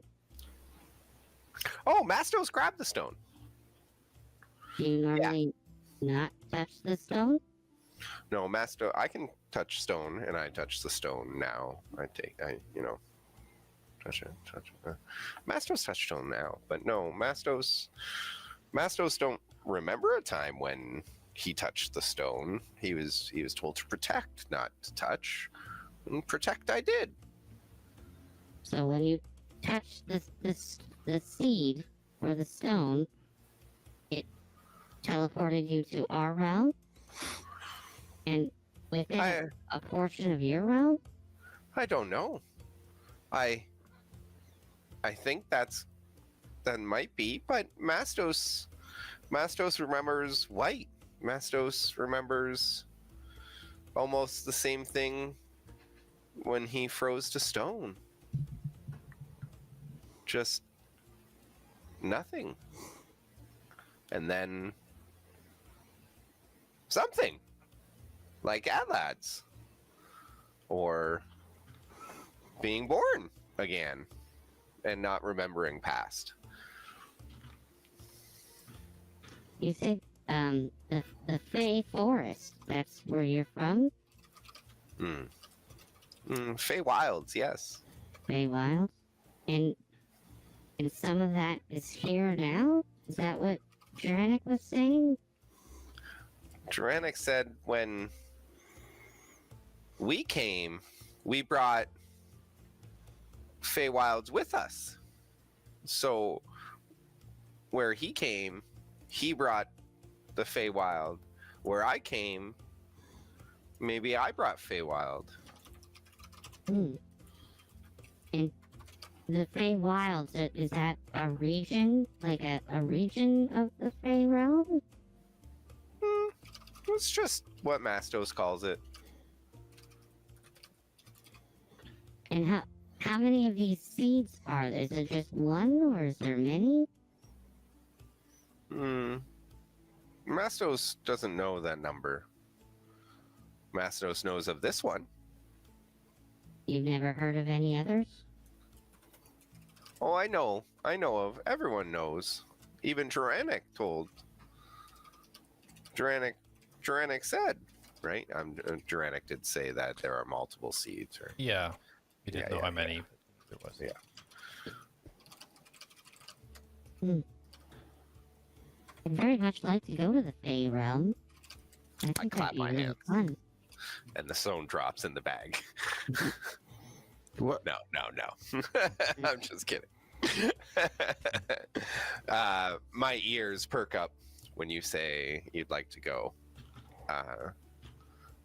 Mastos would love to go. Mastos would love to bring. Friends would have fun. That would be a great adventure, Mastos. I hope we can do that. I clippity clock my hoof feet. In excitement. Darius, have you seen anything like this?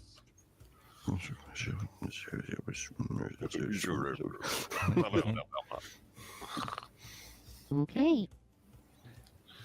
Jak, have you?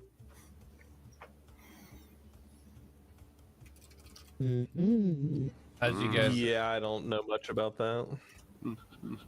so as you're all talking, all of you except for Mastos, you feel a warmth, a slightly warm glow in your chest.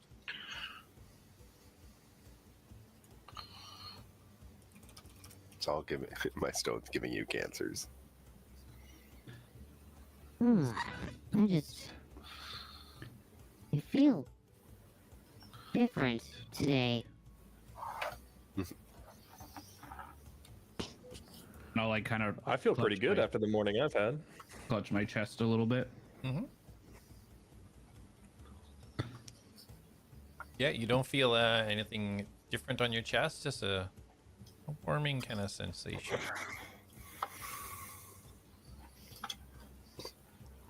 It's just like A warming sensation, you said?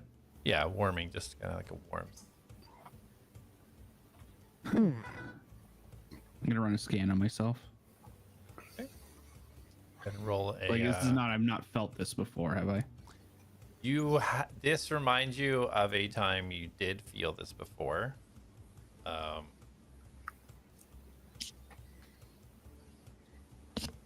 Sorry, you personally did not. No, sorry, Atlas did not feel this before. My apologies. Okay. Oh, I'm gonna run a scan on myself. Yeah, we roll got medicine. something we weren't supposed to. Oh.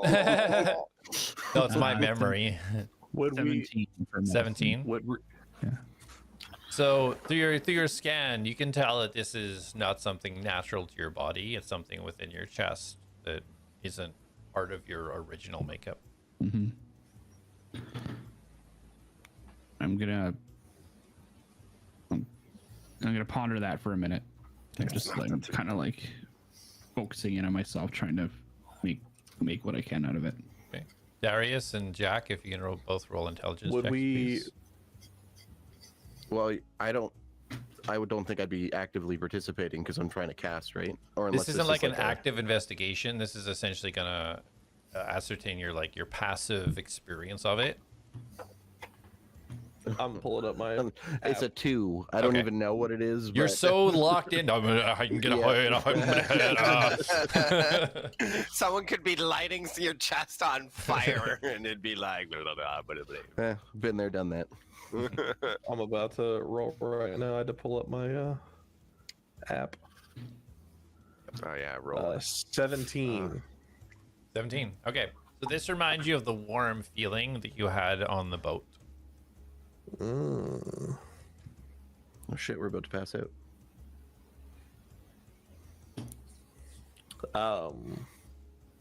Would I like put that together? Like I felt really good, and then we went to sleep and we crashed. You would just remember like the feeling of kind of warmth. Okay. Yeah. But yeah, Jack's like, yeah, I feel pretty good. He has he had a sweat going, and got to do a little training with Reen.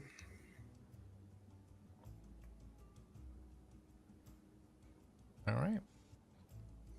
So Mastos, what are you doing now that you've kind of told your story and you're kind of holding this, holding the seed? Well, now that I'm holding the seed out and I've been staring at it long enough for this story to be unfold, I'd like to actually think about that last part there. You know, I went to grab the stone.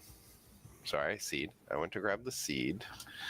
There were things all around. And then there was just white. There was just gone. There's nothing. And then I was the Mastos. I was born. I was again. But I wasn't me. But I've been me the whole time. And I want to get lost in looking at the seed. Okay. Just You to guys- clarify, when you were referring to it as a stone, you were just like you meant to say seed, like you were never. Yeah. Actually, okay. Yeah. During this part, yeah. Oh, like so. Even the conversation with like A.T.L.A.S and Mastos, he was saying stone. Was that purposeful or no? Out of habit, no. Yeah. Okay. You always called it a stone. He basically, until his interaction with Tyrannic, to him it's Yeah. a stone. Okay. And now All right. it's the seed. Okay. All right. I wasn't. Yeah. Okay. That makes I'm sense. trying to instill that in my brain. It's a seed now, not a stone, even though it Right. looks so pretty. I just didn't know if there was like any weight to that at all. Is that it's No, Okay. slip of All my right. tongue. all right? Slip away. A, B, C.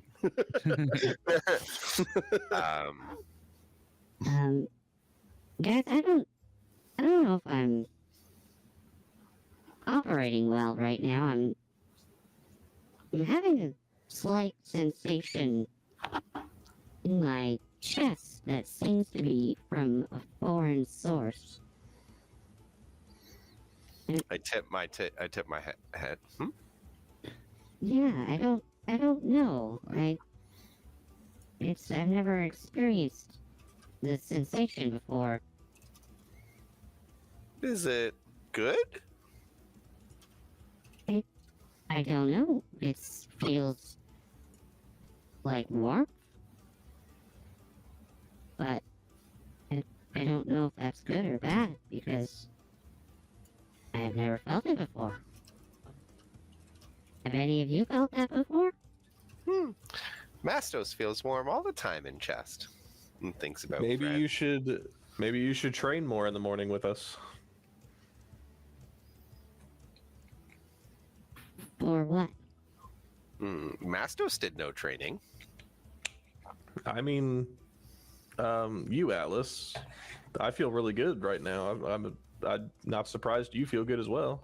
But Alice Automaton, I don't think Alice should be feeling good. That's warm. my concern. I don't normally have these these types of feelings. Can I touch his chest? I would like to touch his chest. Does it feel warm? I go to touch your chest. You let him. I push it towards, like I accept the touching. Beat him. Yeah. So, Mastos, as you reach out and touch the central panel on Atlas, you can feel a little bit of warmth in your hand, and as you do that, you almost feel this warmth almost transferring into your other hand that is holding the stone. They're both now kind of feeling a little bit of warmth.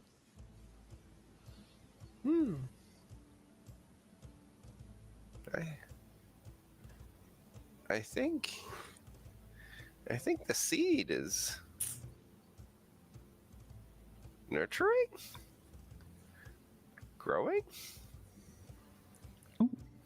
Do you think that the proximity to the seed is making me have this feeling?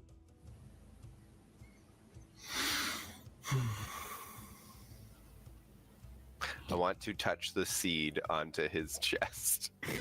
I was gonna say, I was gonna ask to hold the seed. I'm gonna can I, instead of like my hand won't move, my other hand will just come forward with the seed to meet where my other hand is, and I'll just go to like boop it against you. Right. As he's doing this, I'm literally about to. Do you think I could actually? Yeah, okay, yeah. Touch me with it. Yeah, so as you Rub it kind on of my hold chest. it, as you hold it a little bit closer to Alice and pretty much up to his panel, there's not a substantial change. You can still feel that little increase in heat. And as you stare into the seed, you know so well now, you can see it almost emanate slightly a little bit of a glow as it gets closer. But it's right up against the panel pretty much now, and there's nothing extra that's happening beyond this little tiny bit of sort of intensity within the seed. Mastos, may I hold it for a moment? No. And I step back, all like demeanor change. It just puts me right off. No. And I take another step back. Okay, alright, no problem. Listen, no one's gonna take the seed from you. It's safe with you. And we will help protect it until it's put back where it needs to be put. I only asked to understand why I have some connection to it. I'm just trying to figure out what... Seed gives life. Seed Right. gives life to all. But I'm not really life. I'm created by man. You came from something. Yeah, and that's kind of my journey is to figure out what that is, and I think if that seed is connected, then I wish to know more. You coming from something and being here, talking. Mastos' friend. That makes you alive. Seed Right. affects all things alive. I see. Okay, well, if ever you're ready and you trust me enough, I would love to try holding it for a moment. But whenever you're ready, if that ever happens. My ears go back. My hands go closer to my chest. Yeah, My no. legs tighten, ready to jump. On your time. Whenever on your time. It's okay. How much longer for this hard ritual cast, Darius? It's making me uncomfortable having it out. Everyone's staring at it, judging its size. It's my worst nightmare. It's smaller than I thought it would be. Ah, Jay, you know this is killing me. So as you're doing your ritual cast, you realize you have 7 minutes left, and we'll go for a break. Okay. I'll be back. Be back in 7 minutes. That's a small 7 minutes. Ah.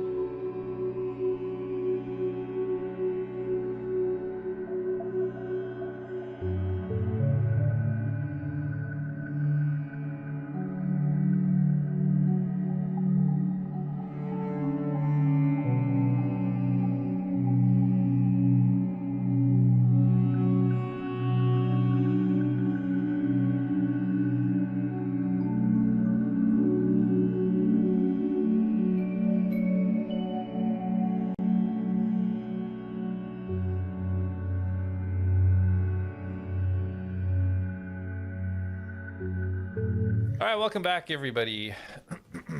Last we left off, the ATLADS were, after their long rest, chilling at the inn, as Mastos told a little bit of the story that he'd remembered of how he got to where he was.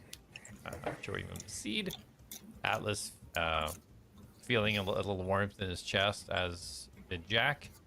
Atlas doing a little bit more investigation, and figuring out there's some type of connection, or it's reacting somehow to the seed with his chest, as Darius finishes a ritual that he was casting in the middle of the inn to identify what the seed actually is.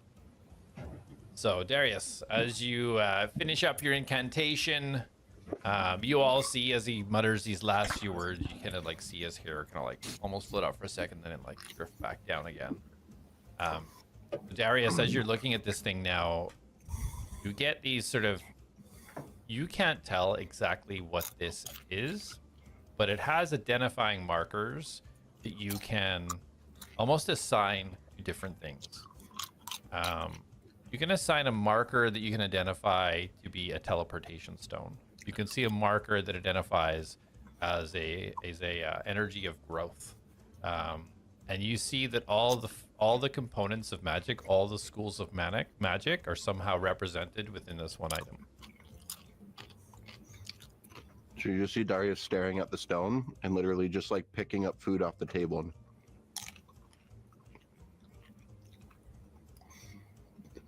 Mastos, where'd you get this thing? I got it. Mastos got it from home. Yeah, I mean, I could hear your story, but like where was it? Was it like the heart of a tree?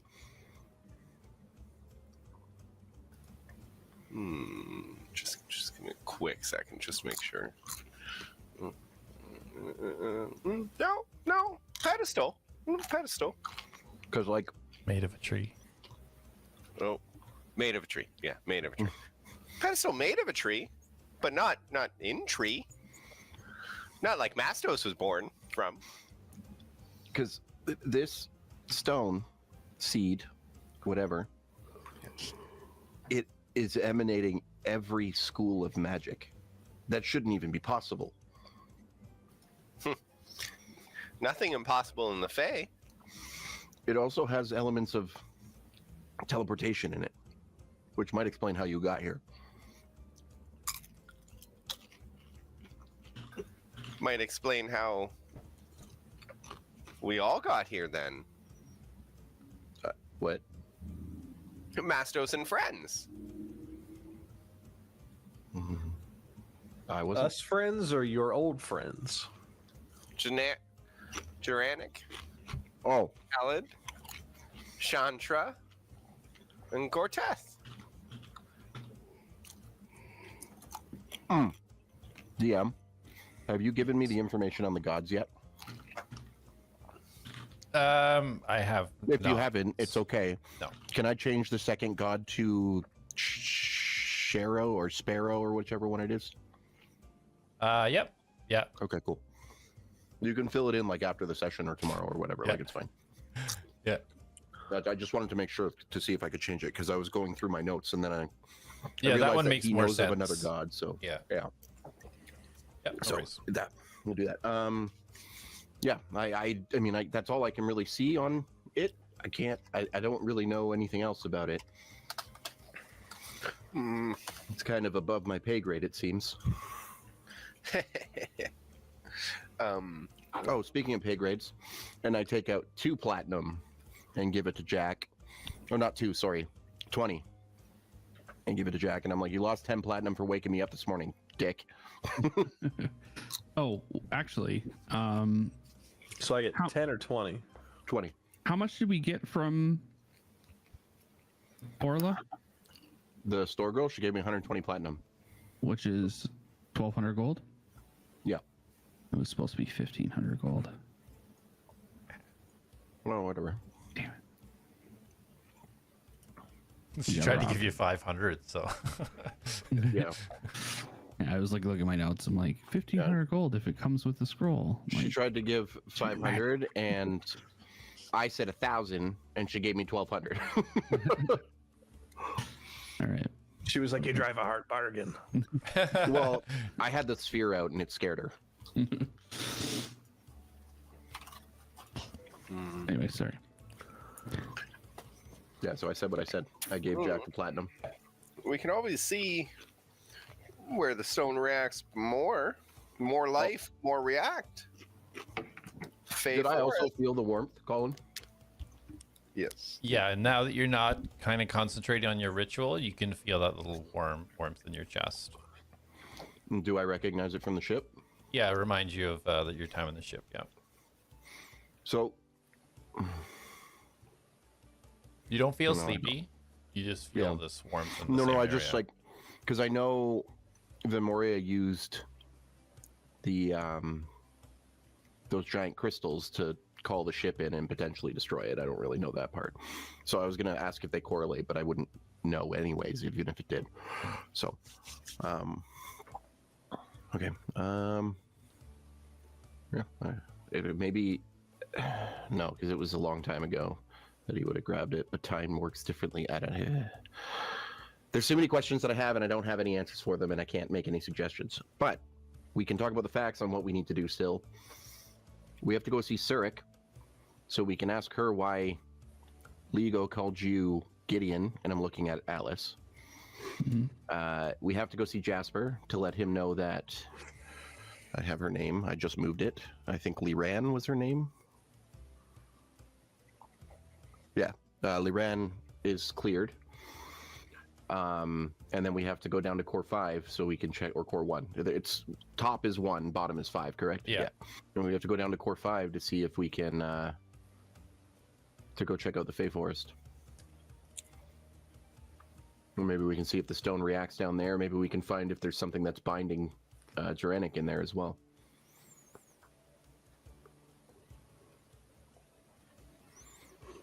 Anyone? I was like, Sounds like we. Sounds like there's a list of things to be done. So let's get them knocked out. So who's first? Who's closest? I'm not really familiar with the area, so Well, maybe I've only been here like we've been to all the places we need, other than the Fey, which we know is at the bottom of this place. We're currently on core 1. We need to go. Where's CLERIC? Oh, I don't have what core she's on. What core was CLERIC on? DM. Oh, I have it here. I mean, I can ask the bartender. I'm sure he can tell me. Cirque was on. Oh no, I don't have it here. No. core 4. Okay. 4. So she's on core 4. Jasper. I hope I have that one. He's on core 3, so technically he's the closest. so yeah, let's go talk to Jasper. I'm sure we could. I'm sure we made our case to be included in the secret group.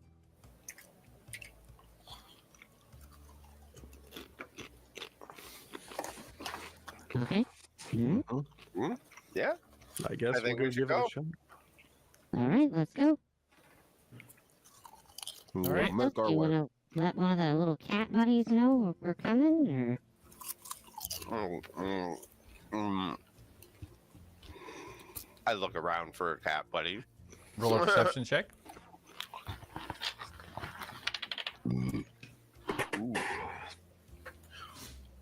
Uh, 17. You do not see any cats nearby. Mastos doesn't see any. Well, as we get closer, I can send him a message. Bye, Luke. Bye. See you soon. That sounds good. Sorry, Sarek was on core 4. You said, right? Yep. Yeah. Yeah. I wrote that in my notes. Wait, there's Sarek and there's Surik. Damn it. Well, no, I think sir. it's- I think it's the same. I think somebody just spelled it different. No, No, There's two different people. Yeah, Sarek. Sunak. Sarek was in Centaurium. Yeah, no, Demoria. Sarek was the hunter with the hole in her chest. Seraph. Oh, Af. Okay. EPH. Oh, Mm. There we go. Updated. okay. Cool. All right. All right, so you guys are heading out to where for? 3. We're going to Jasper first. Jasper first. Jasper. Gotcha. All right. As you guys, oh, why is that?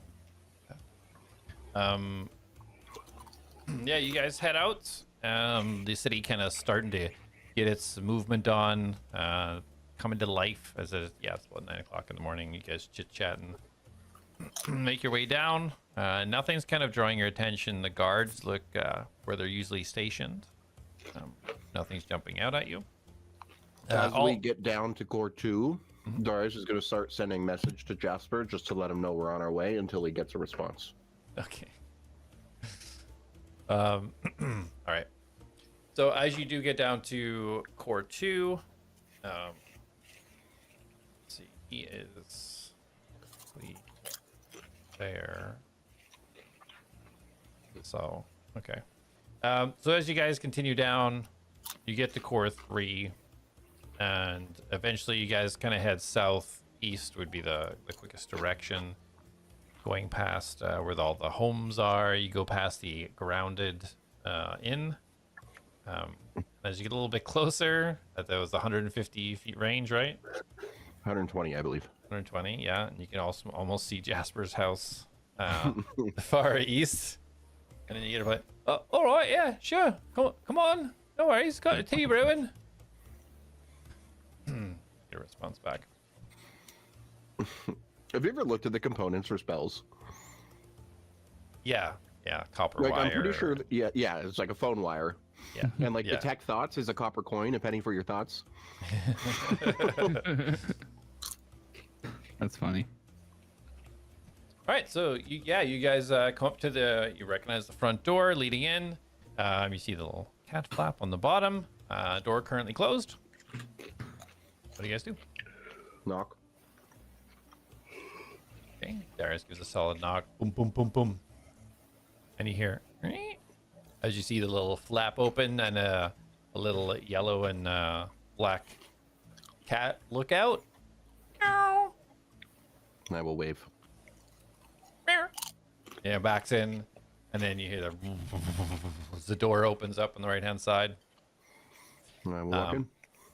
All right, is everybody going in? Yes. Yes. All right.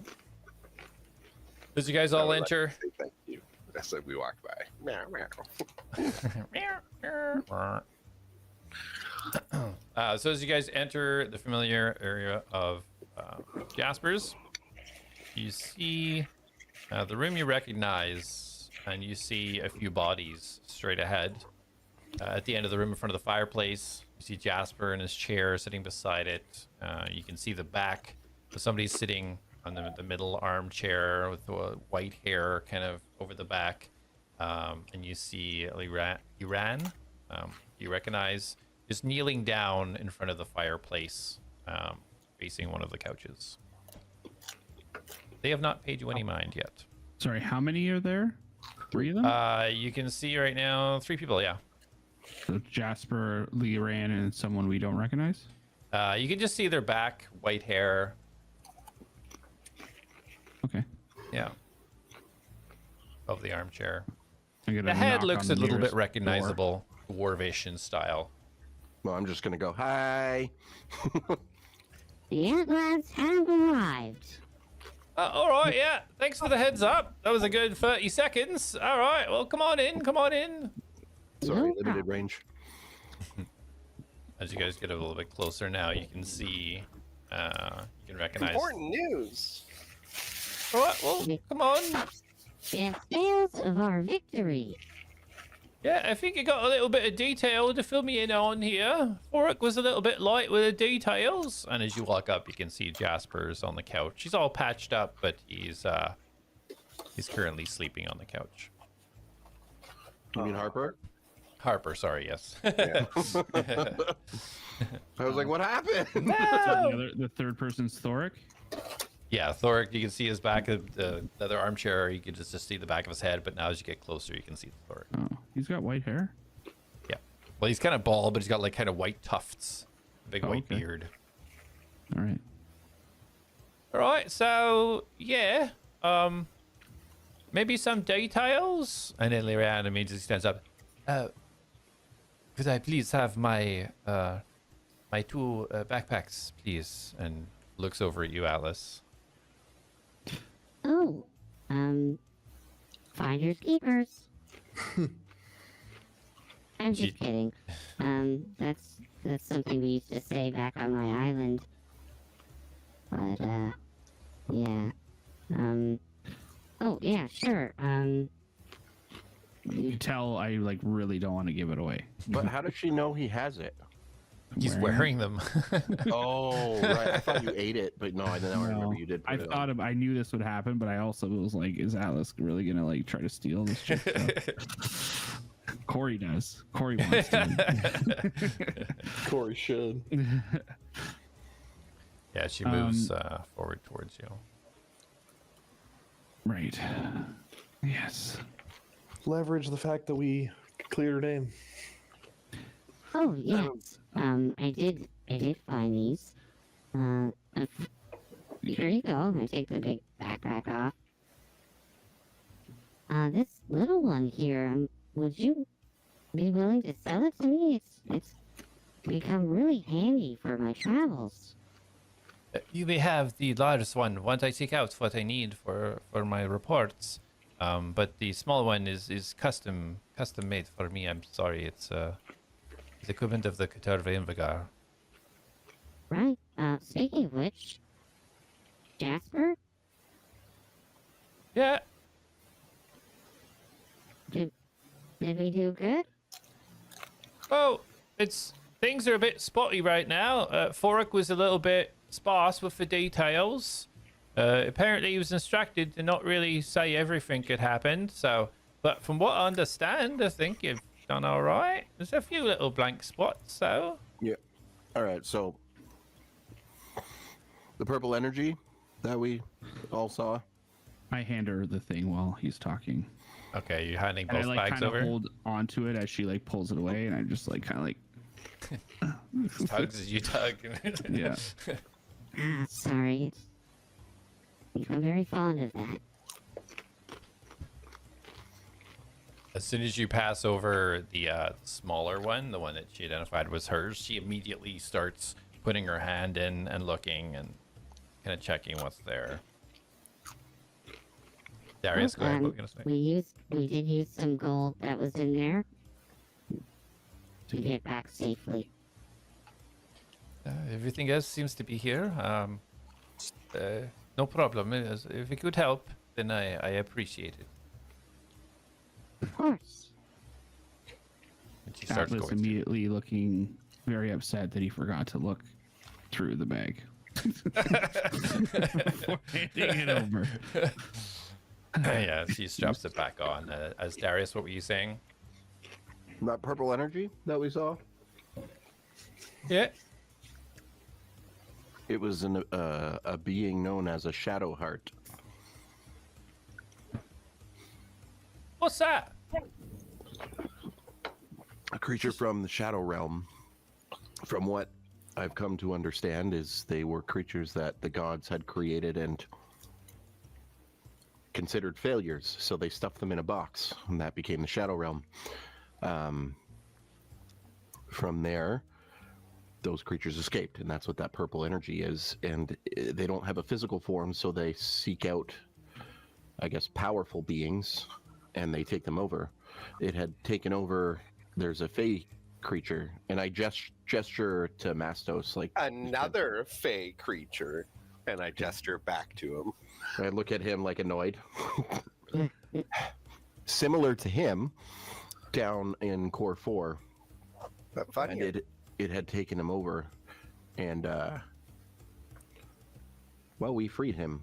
sort of. He's still kind of stuck down there. Speaking of which, he could use your help. The place that he's in is more or less destroyed, and he can't leave to fix it up. So if you wouldn't mind either going or sending someone to go and help him. Well, wait a minute. It's another Saytr like Mastos. No. And he was controlling he was controlling Harper.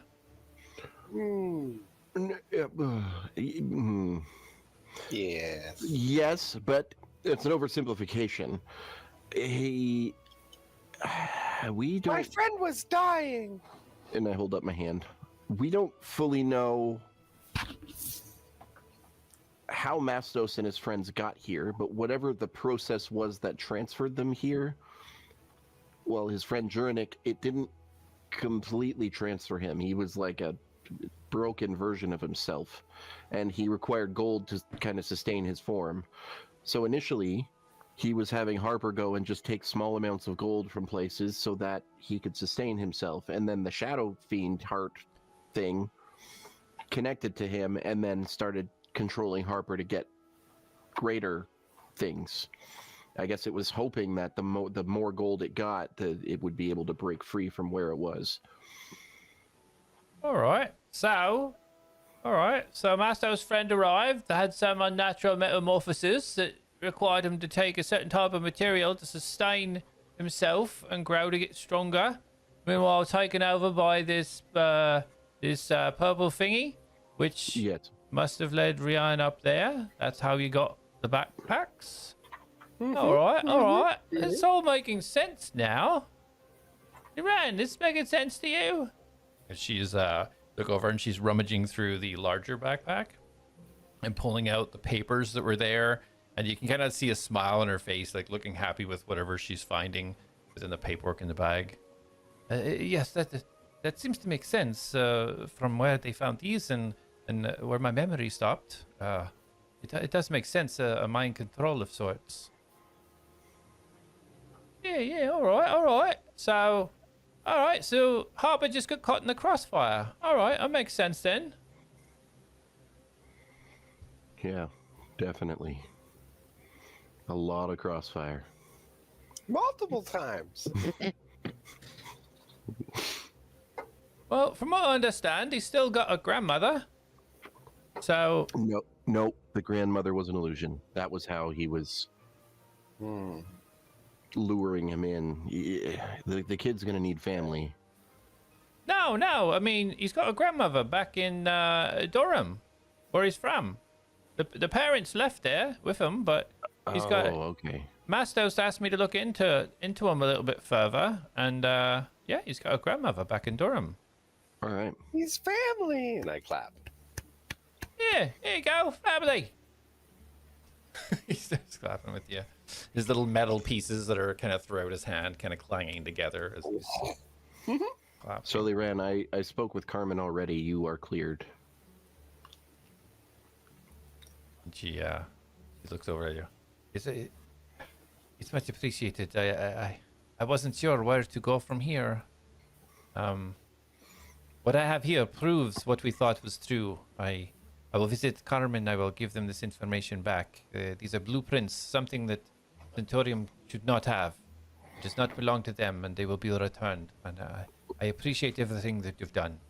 What are the blueprints of? This is technology that Nolgia work on for themselves, and they should only be releasing what they wish to release. It should not be taken from them.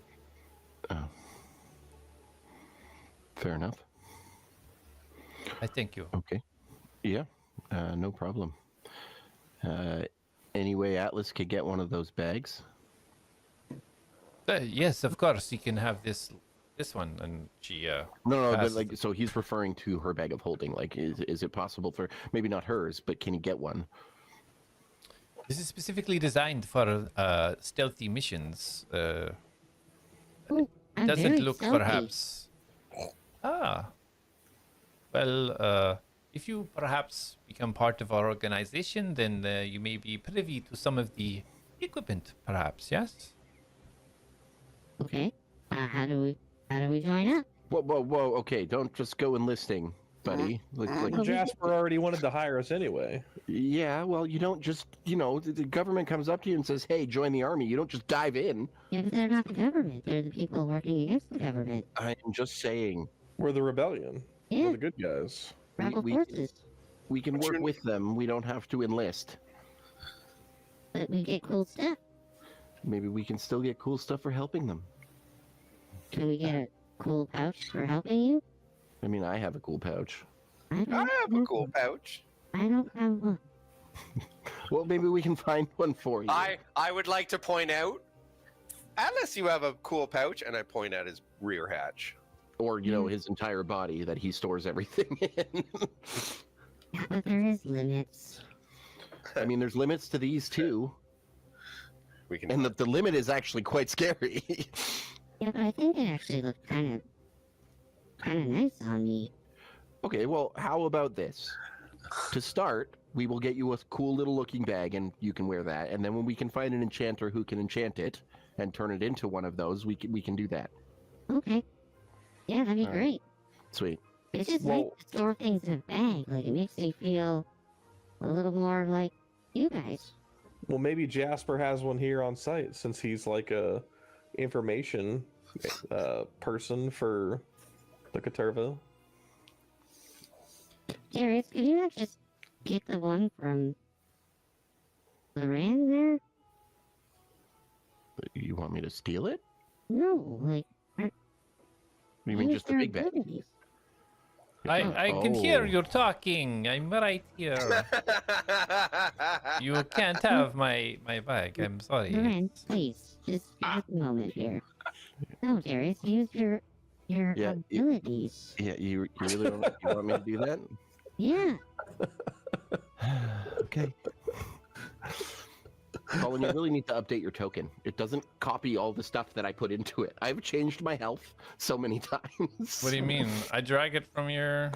I drag it Well, from you're your. because it's not saving the warlock tokens that I put in or my health. Oh, let's see. Oh yes, that is generic token. Okay, let me change that right now. That's so funny. You had to do it every single time. It's so funny. Yeah, it's so fucking funny. Okay, let me just update this for you, sir. There you go. Let me just bring you out a new token that will just erase everything you just did. And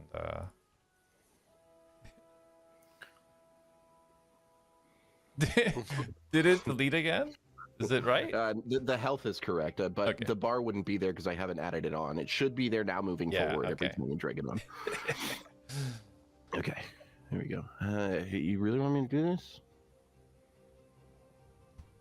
Atlas? Well, I must return to Haven and report my findings. Do it now. All right, Liran. Well, thank you very much. Listen, I hate to be that guy, Yes? but I really suggest that you empty the bag and then give it to Atlas, and I'm going to cast suggestion. Okay.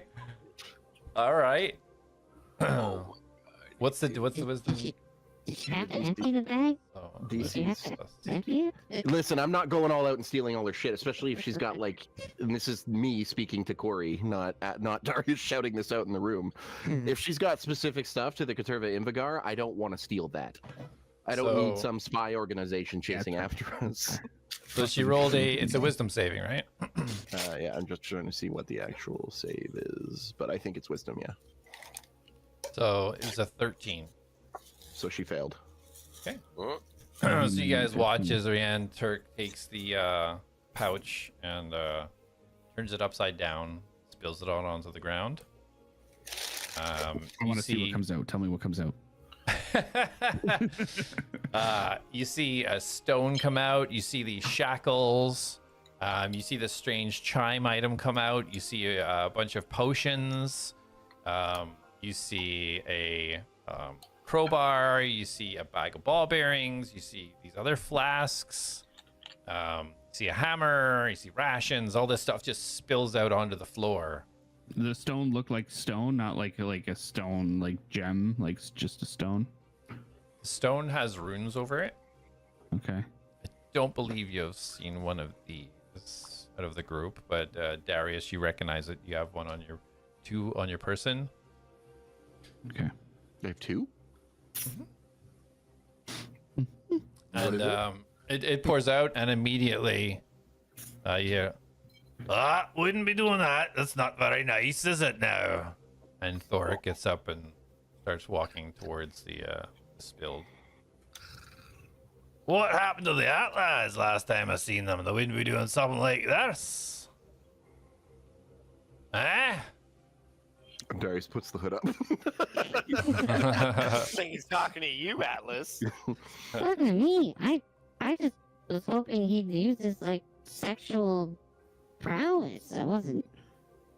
This was not what I thought. Wait, actually?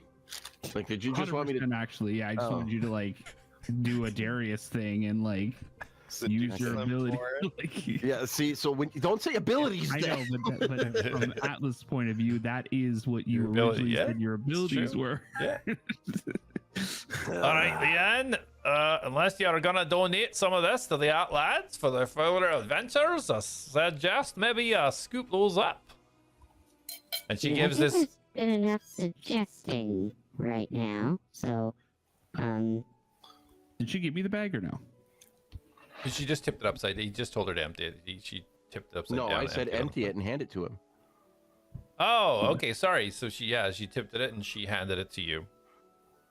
Okay. Yeah. So yeah, once you take it from her, release the suggestion. So you have it in your hand, and all of her stuff is on the ground. I put it over my shoulder and like, that's such a wonderful gift. Thank you. Do you need help? cleaning this up? Please return my pack, please. I didn't want to give it to you, but I felt that I must. Please return. I'm so confused. Does he want it back after just giving it to me? What's the play here, Atlas? Just give her the Lasser back. Thoric, please, sir. Thoric. I'm trying to understand the situation here. Part of my journey is understanding how humans and other beings work. And right now, this is very confusing, so I'm just really trying to understand why someone would give it away, take it back, the person who finds it, gives it back. It's just also all over the place. Where did Darius go? Atlas, you hear in your head. I think the 320 gold was enough payment. I suggest you return what belongs to me. Oh, she's valing you. Did you just talk in my head? Indeed, and I will do more if required, but I will return to Haven with what I left. Please return can- it. I'm happy to give you the 320 gold if you're gonna be all mean about it. She starts advancing towards you.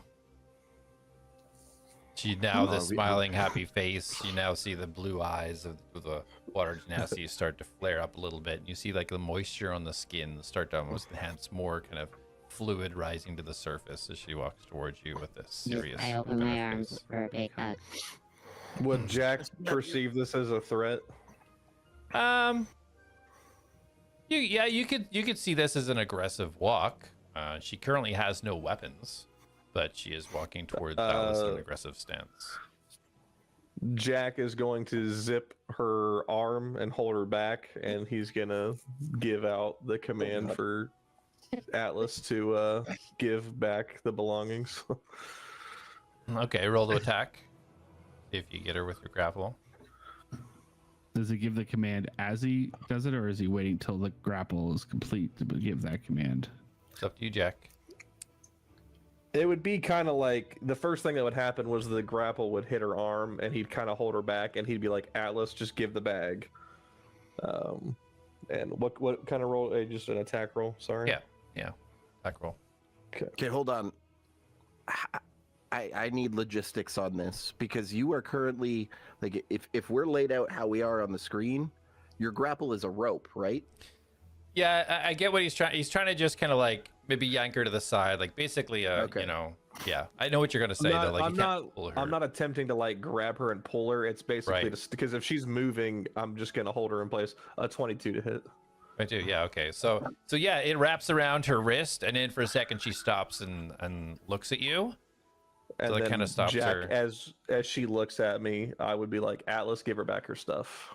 And Atlas There's- immediately like scrambles, like And then Jack would Just like, I run up and put it around her neck, and it's and Jack would see her like kind of hold, and then he would just like suck his grapple back in.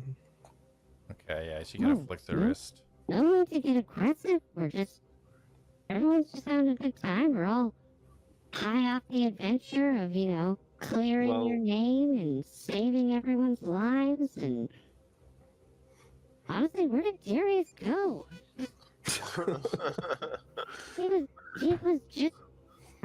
He was just here. So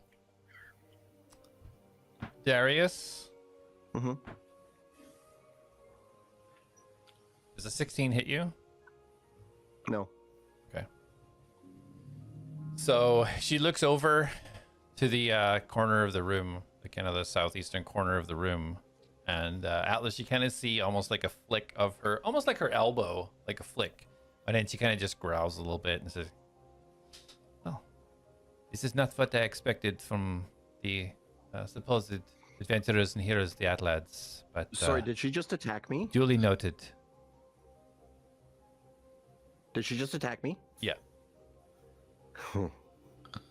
Oh my god, you guys! Why are you such murder hobos? So she starts to back away. You see in the corner of the room, like, I start to, like, reapparate, and the hilt of my blade appears on my hand, and a section of it lifts up over top of my hand, and I'm going to fire Eldritch Blast at her. Okay. Roll to attack.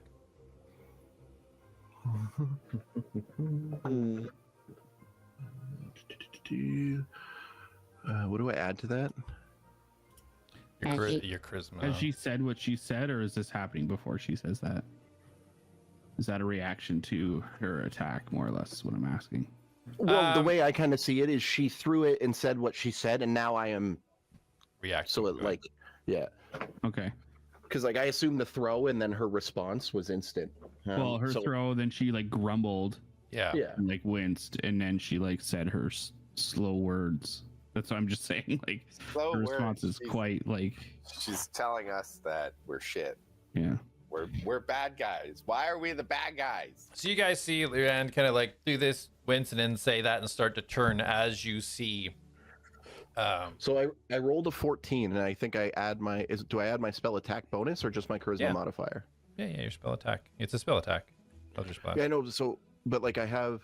Oh no! So I use my charisma modifier, right? And then the spell attack bonus is the damage I add on top of it. No, it's So I just can- your. Let me show you. I'll send it in Discord. Yeah, this is +7. Okay, so it is +7. Okay. Yep. Okay, so then it's like 20. Because you're technically proficient with it, so it's your charisma plus your proficiency. Which is 7. Oh, okay. So that is 7. Okay, cool. Yeah, so 21. 21. Okay. So roll for damage. I am only gonna fire one. Mhm. And as I shoot, I'll be like, "Fucking throw your shit at me!" And I release the Eldritch Blast. Okay. Let me just make sure I'm rolling the right dice. Are you a 10 or are you a 12? I don't want to roll 12. Where's my D10? There we go. And it's just 1d10. Do I add anything to that? Not unless you picked the invocation that lets you add. your- I haven't. I'm only level 1, so I can't yet. So no. Okay, so then 5 damage. 5 Do I see damage. Do I see this coming? You see it fly past and hit her. Oh, so I have no I can do no You reaction. can do to something it? at the same time. You can't stop his attack, but because he was Oh. invisible, the only reason you can see him now is because he actually launched the attack. Okay, so there's no like travel time for the attack. It's just instant. It's pretty much instant. Like you can do something now before she does something. Well, no, Once I you- was just like hoping to step in the way of it. Yeah, Like no, almost you like grab, maybe like jump to her, like grab, like because I'm essentially putting the thing around her neck right now. Yeah.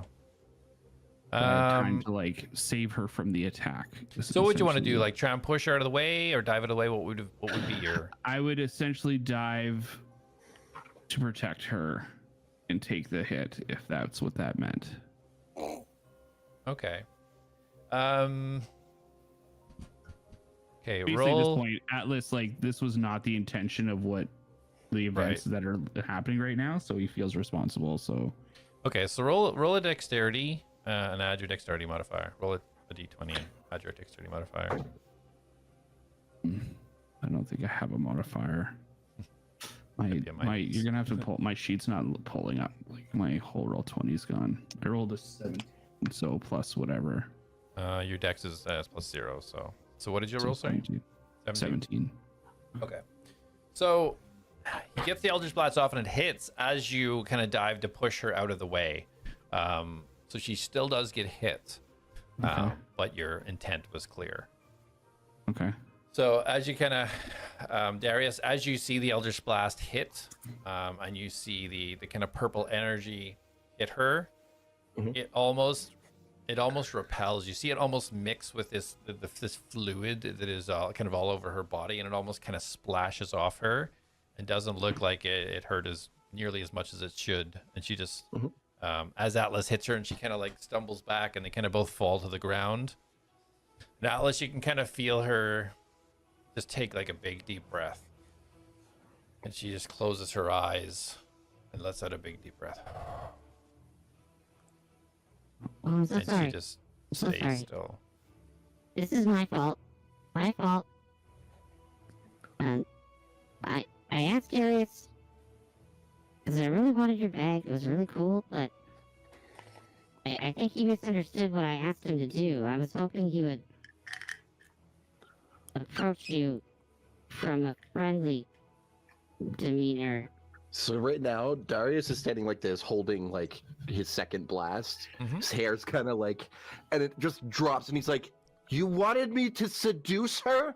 Yes, Darius, I thought that was your Why would you say use your abilities? Because you've always talked about being really good at it. I figured I that am you- skilled at seduction. It's not an ability. My spells are abilities." Okay, okay, hold on. Are you okay? Who? No, I'm not. Like I'm turning back to. Okay. Yeah. You see her kind of open the eyes, and you see the blue kind of fire has kind of receded into the kind of the clear blue eyes here. Everybody seems a little bit worked up. I'm fine, thank you. Okay. I gotta help her to her feet. Yeah. She takes your aid. Listen, And just so yes, completely my fault. My communication skills with Darius clearly need some work. But yes, I just really liked your bag, and it made me feel a little more like my friends, and part of something because it has that nice symbol on it. And I know that sounds silly, but I've been kind of solo for a long time, and it just made me feel like I fit in a little bit. But I didn't want him to force you to give it to me. I was hoping he was just able to convince you. But Darius is going to shout across the room, "Therein, I'm sorry," and he puts his hood up and he leaves. he's really a great friend. He'll do anything for his friends, and clearly that can get into some situations. But he's not a bad person either. And I'm gonna give her 320 gold. this is what I used out of your pouch, and I hope it's enough. As you go to hand it to her, she puts her hand out and kind of like folds her hand over it. I do appreciate everything that you've done. Please keep this. And understand, this is not mine. This does not belong to me. It's part of the Katarva Ingvagar, and what they do is more important than anything, and I will protect it with my life. And she drops it back on. No, I see that now.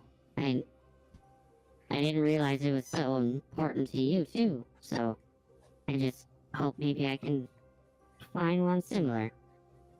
But I didn't want you to think any less of us. We do really try to help people and do good. And if that's what the Conservative Guard does, then we're happy to be a part of that and to help that too. Sounds like Alice. Notice how blue her eyes were when they calmed down. Well, everybody hopefully finds their path. This is mine, and I am grateful for it. It is not for everyone. But thank you again for what you have done, and Invisible One over there, perhaps we can duel sometime. You can test that out again. Ooh. Because I put the hood on and walked out. I don't know. I don't know if you heard it or not. Depends how far, Okay. if you were staying at the door or if you left. I That's have your call. intention in leaving. Like, I'm not trying to Okay. storm off. I actually am. I'll let you know after whenever Yep. you're ready. Okay. But you went out the door, you opened the door and left? Yeah. Yeah. All right. And I just like turn to Darius. Yeah.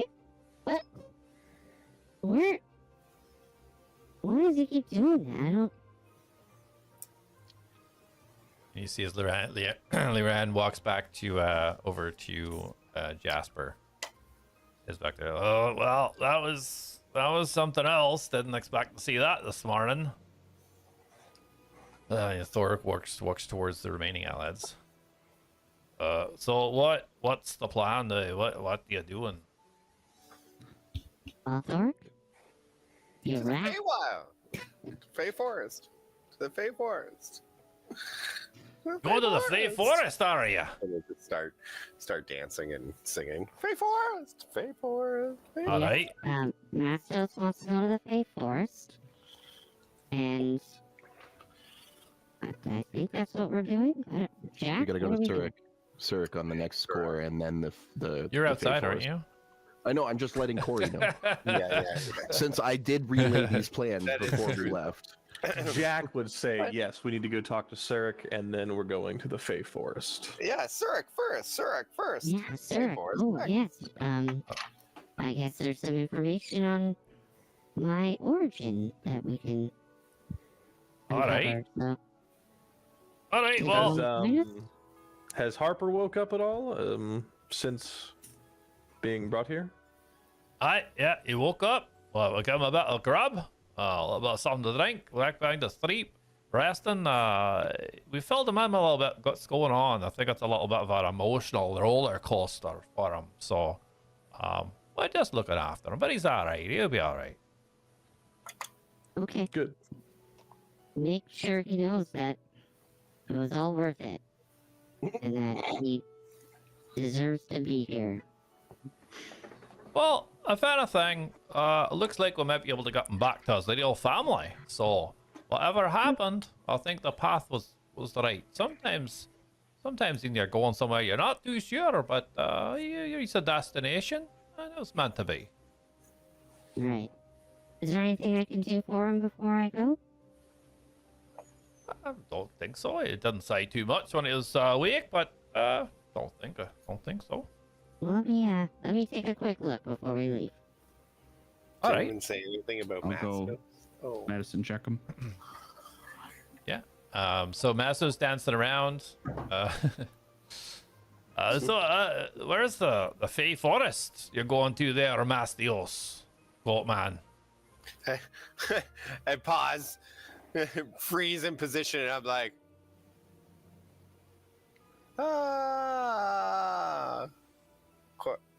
Core 5? Below Core 5? There's a Fey Forest here. That's a what, bit strange. yes, that's what friend said. Below City.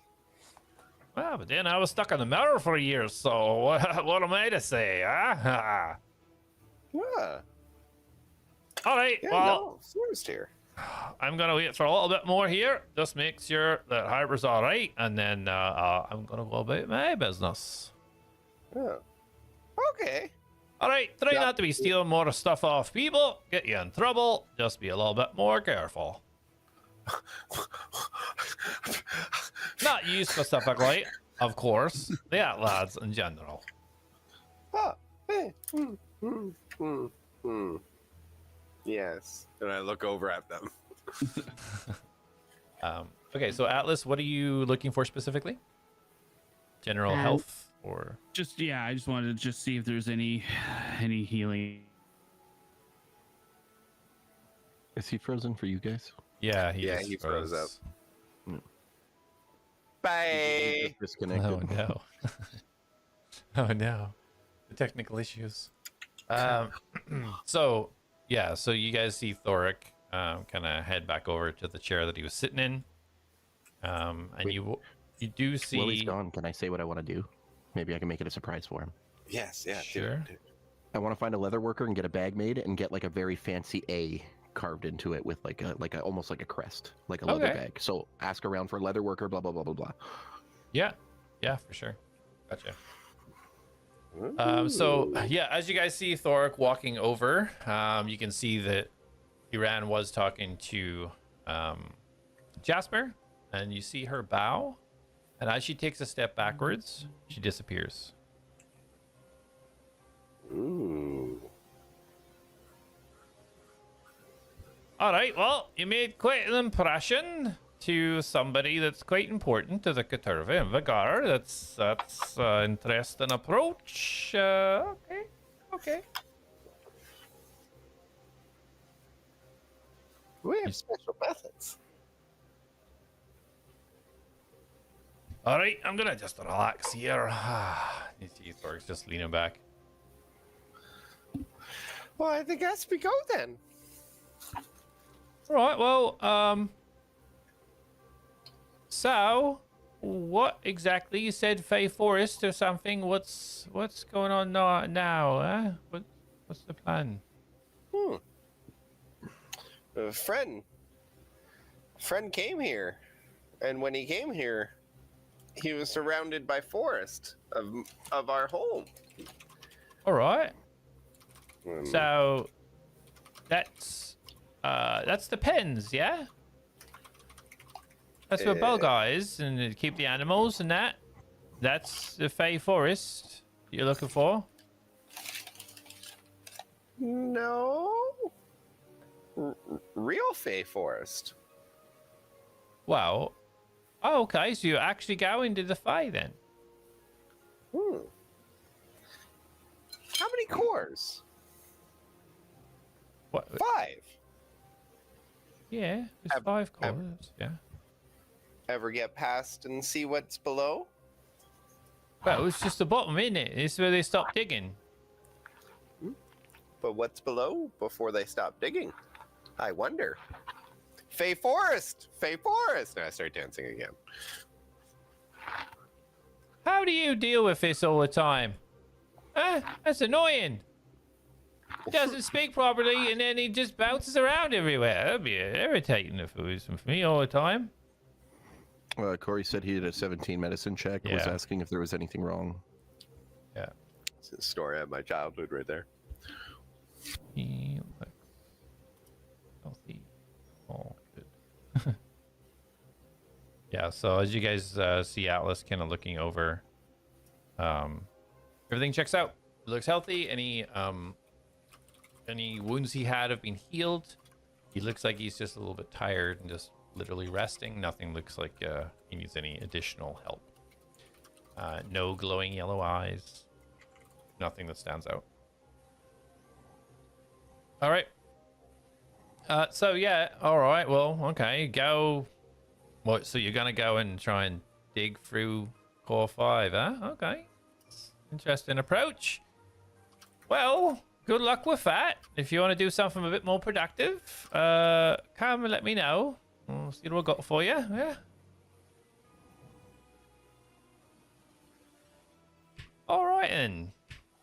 Jasper starts just like slowly rolling his chair back from the group of Mastos and Jak back over to the fireplace. All right, so Mastos and Jak, what are you guys doing? Atlas has come back over to you. Oh, I have to unmute Atlas. There we go. Oh, now I can hear you. Can you hear me? You can hear you, yeah. Was there anything on that medicine check or no? No, so he looks healthy. The wounds that he had have all closed up. It looks like he's been taken care of. Okay. You guys heading out, or what's the plan?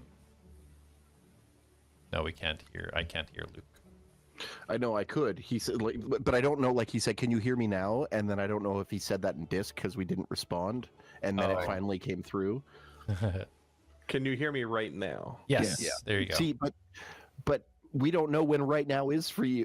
It is in this exact moment. Don't worry. Yeah, Okay. you're good. What was that? Jak 10 is- seconds ago, or Jak is ready to go to Zurich on core 4. Okay. Let's go to core 4 first. That's a more accurate way: is respond to something we say, then we'll know if we can hear you properly. All right. You know I like to make things complicated. All right, so you guys head out, heading up to core 4, which is almost immediately below where you are. As you head down, you guys remember this sort of area. As you get a little bit closer, this kind of open, cleaned out space that you recall from interaction area. You see the multiple versions of Sarek working on different things. Very similar setup to when you first came over. One seems to be at the table. One is working on one of the anvils, and one is standing over by a bookcase. And one meditating in the middle in a small stone circle.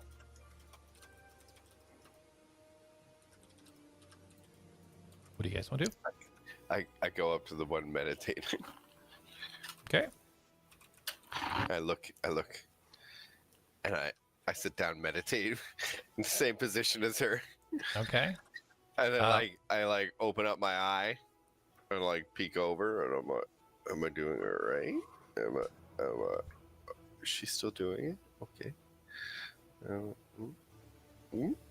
So as you're walking over, you see the other three out of the corner of their eye, kind of like watch you walk over and sit down beside her, but she herself in the middle does not seem to pay you any mind. Good. I make myself completely non-aggressive here. So you guys Since hear the the kind of ATLADS will do that for me. yeah, right. You guys can kind of just hear a faint kind of whirring noise from the two large contraptions, one on each side of this kind of cleaned, sanitized area. Other than that, everything looks good. Warm, glowing light from the morning is kind of peering across the ceiling as you're used to it doing. You see a cart with a cage in the corner. Everything looks very similar to when you were last here. Hold on.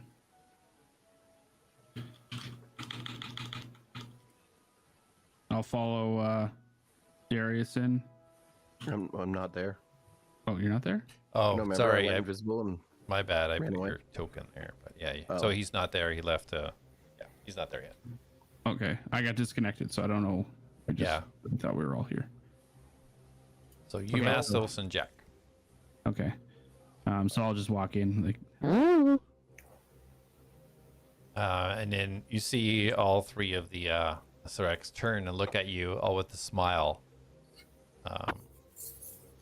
And then turn back to what they're doing. And the one meditating in the center then stands up and slowly unfolds her legs as she stands and kind of gives this strange look towards Mastos, now recognizing that he's cross-legged right beside her on the floor. And then runs over and gives you a huge hug, Alice. Arms right around. I'll hug her pulls you in back. tight. So good to see you, Atlas. Thank you for visiting. Of course. Yeah, it's good. It's great to see you. Great hug, by the way. Just worth a trip in itself. Well, here's another. And then she like pulls you in again. Oh, it's my birthday. Well, we have located the tyrant that has been causing issues in the city, and we have dispatched them. So, probably no more dead bodies coming in here, at least for a little while. Or hopefully never. That would be good. Yes. We don't want to see any more deaths or anything in the city. No. No, I mean, of course, there's a lot of old people here, so I mean, it's without saying that will... Anyways, wait, I just had a couple questions for you, if you don't mind. Yeah, absolutely. And she sits down and just has huge smiles. You just can't seem to get off her face talking to you. Well, I think, first off, I spoke to A.T.L.A.S. She cocks her head just a little bit. How is that possible? I sent him a message in my head, and he spoke to me. It's an ability I'm able to do once in a while. So you have magical abilities? Yeah, I guess they're magic. I'm not really sure if they're magic. They seem to act like magic, but I really don't know. 'Cause I really don't know what I am, so... Well, what other magics do you have access to, or sorry, abilities? What else can you do? Are they of a certain kind, or? Well, I'm very good at repairing people and healing, and then I just always assumed that was what I was built to do, is to use new ways to repair or try to heal. But these other things have started to kind of show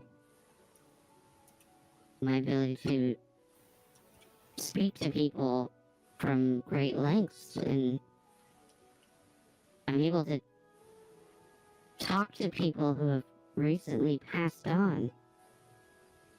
I'm able to gather their conscience and reanimate it.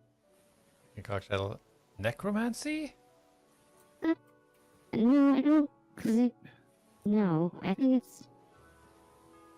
I'm just able to access their essence for a little bit before they completely fade away. If that makes sense. Maybe? I don't know. Speak what that is technically necromancy, but Well, he doesn't know that. I know.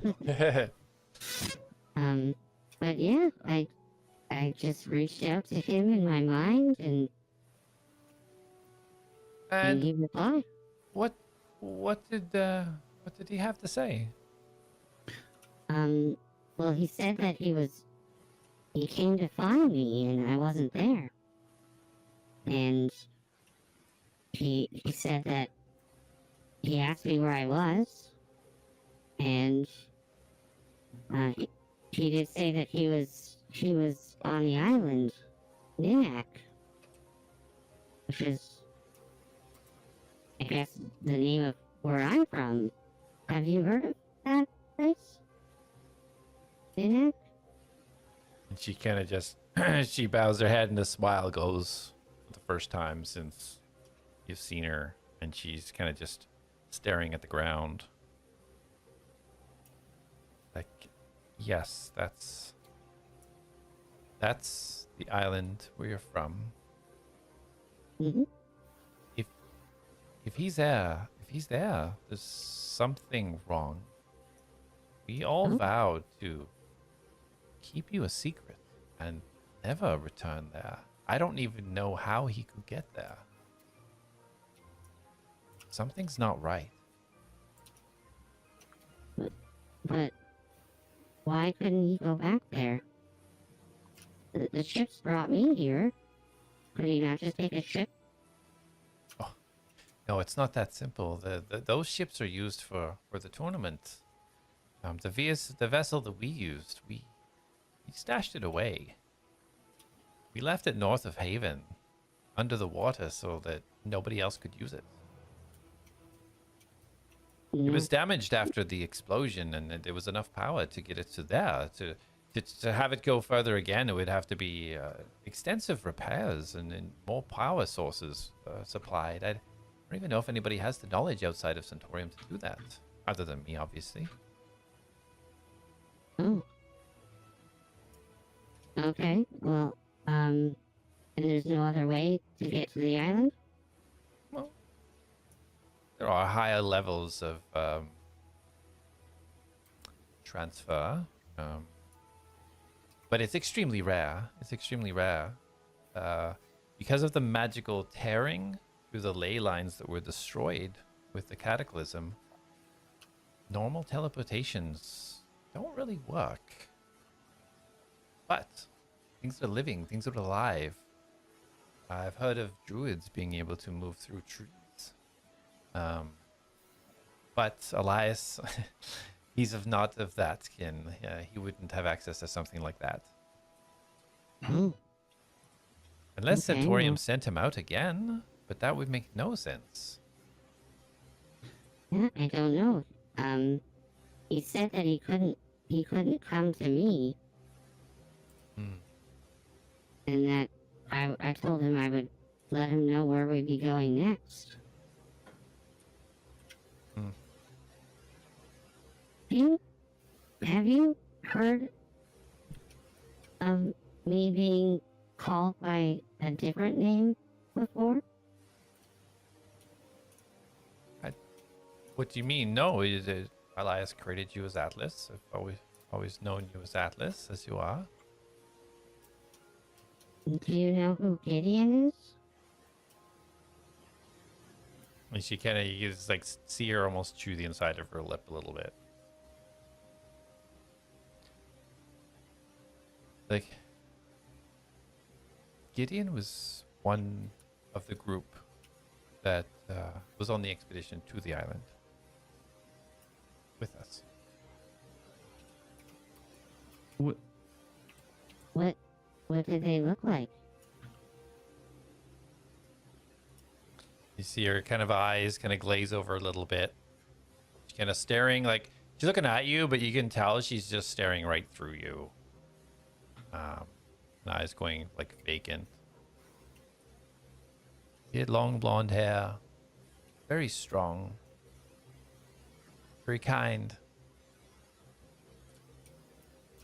He's beautiful. He was a beautiful man.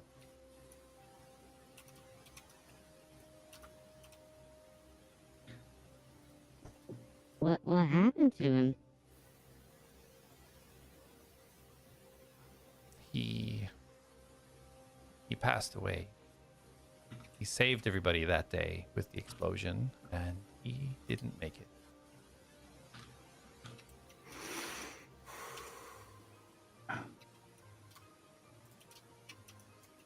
Can you tell me more about Gideon? What was he like? What was his personality like? She lets out a big kind of sigh and slumps down. Almost, you can almost like feel the regret of trying to remember. He was very kind. He lived his life trying to help people. Him and Damon became very close. In Centaurium, they would travel the sort of more hard up areas of the city and try to help people. Always kind, always nurturing. Never put himself first, always looking out for others. Elias was almost inconsolable when he lost Gideon.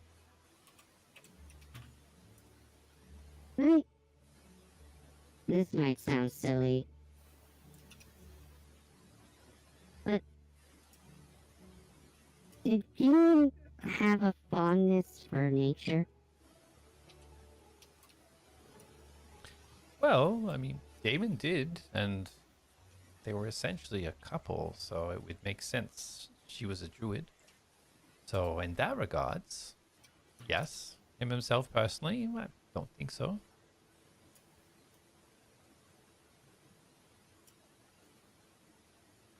Why do you ask? Has he mentioned Damon or she mentioned Damon before? I don't remember this name being mentioned before. I think she said once the name of the group that went out with them in so the just beginning. in passing, no real details. Right. Well, I'm wondering, can Damon survive the explosion? No. Oh, sorry. And she just grabs her head. Like, no, Damon did. Gideon did not. Gideon was the only one who didn't make it. Damon, she still remains at Haven. Haven. Yes. Okay, well, thank you for sharing that with me. May I ask why? Where did you hear this name?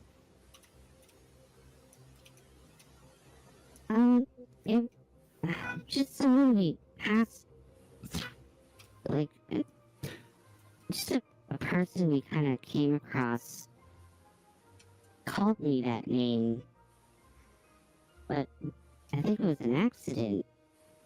I'm not sure what to make of it. Yes. Well, it must have been an accident. Gideon Veritas is unfortunately no more. Well, it was Dr. A.T.L.A.S.'s son? Yes.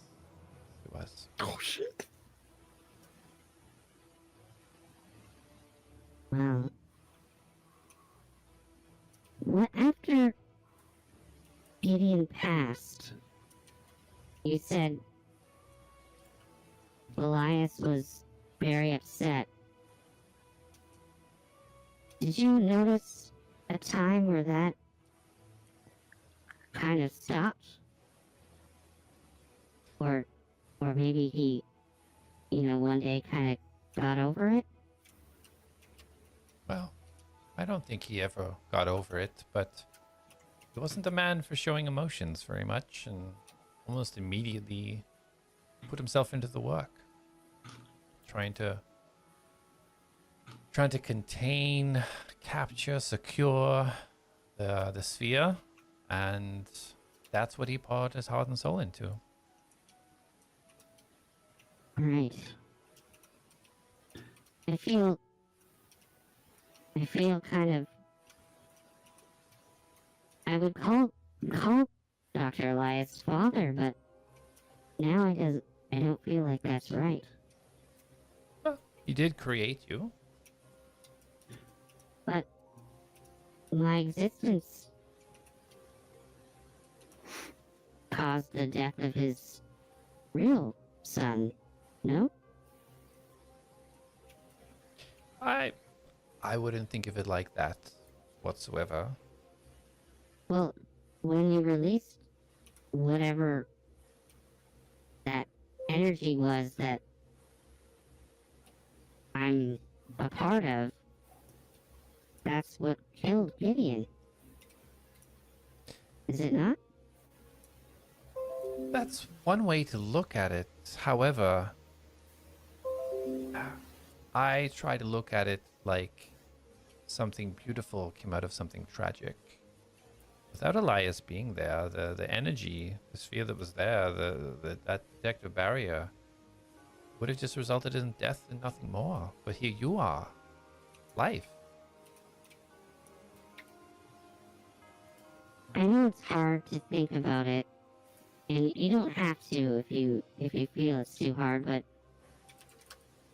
can you just describe to me the moment that I was born and Gideon was killed?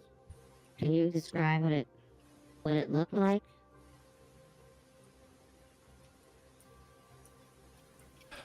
I can see like Can you take me through the moment?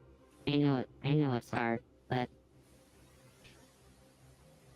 when I was getting through the final stages of a protective barrier, it was like an explosion. and Gideon, I got hit. And she points to her eye patch. And the shrapnel flying behind me, Gideon jumped out in front of the rest of the group, put his back to everyone, and whatever spell or magic he had access to, protected them, but it just ravaged him. He was pierced from head to toe and died almost instantly.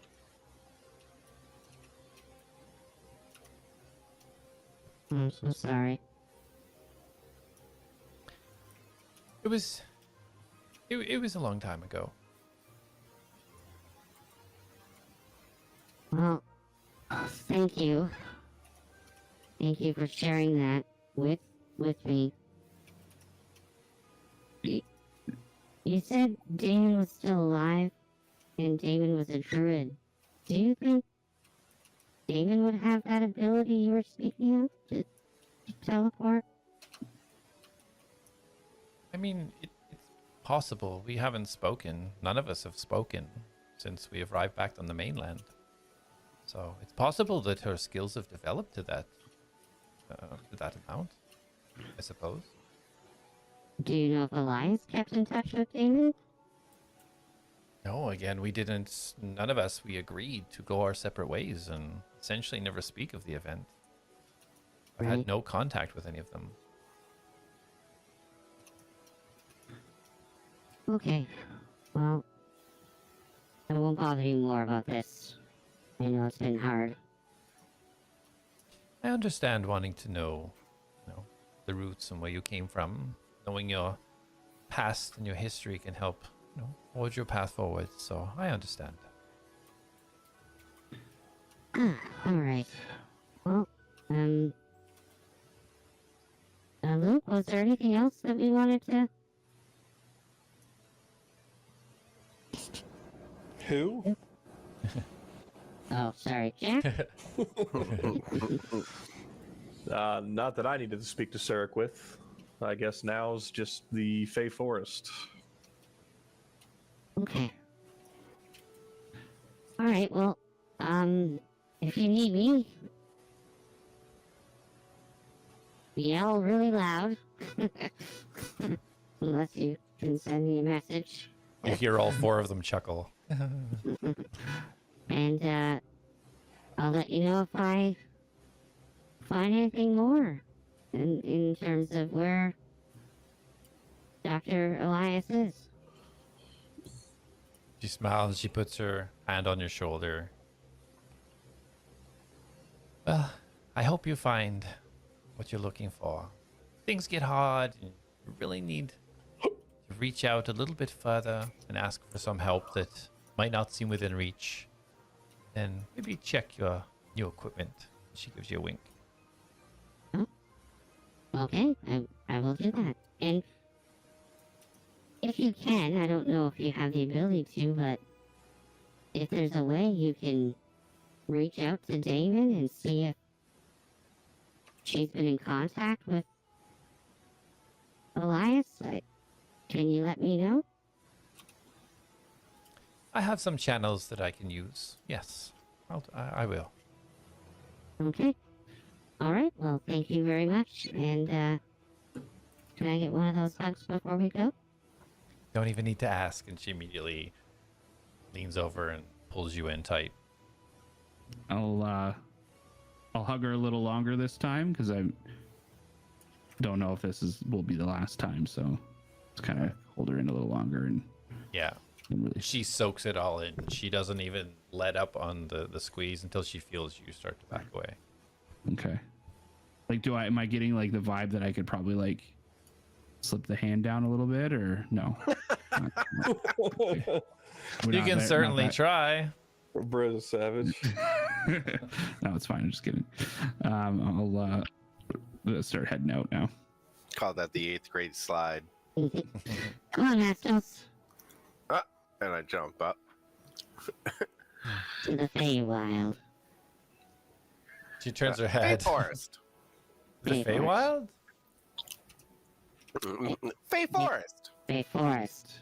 Ah. visiting the Fae Forest. We'll be very careful. There's dangerous beasts in there, but I'm sure Bulgar already told you. We'll be Yes. ready for him. I think we should go to the pens. Yeah, we'll be safe. Alright, be safe, sir. You as well, Atlas, Atlas, Atlas, Atlas. Bye. And she walks back over to her little station in the center. Starts bowing down to go into meditation again. Okay.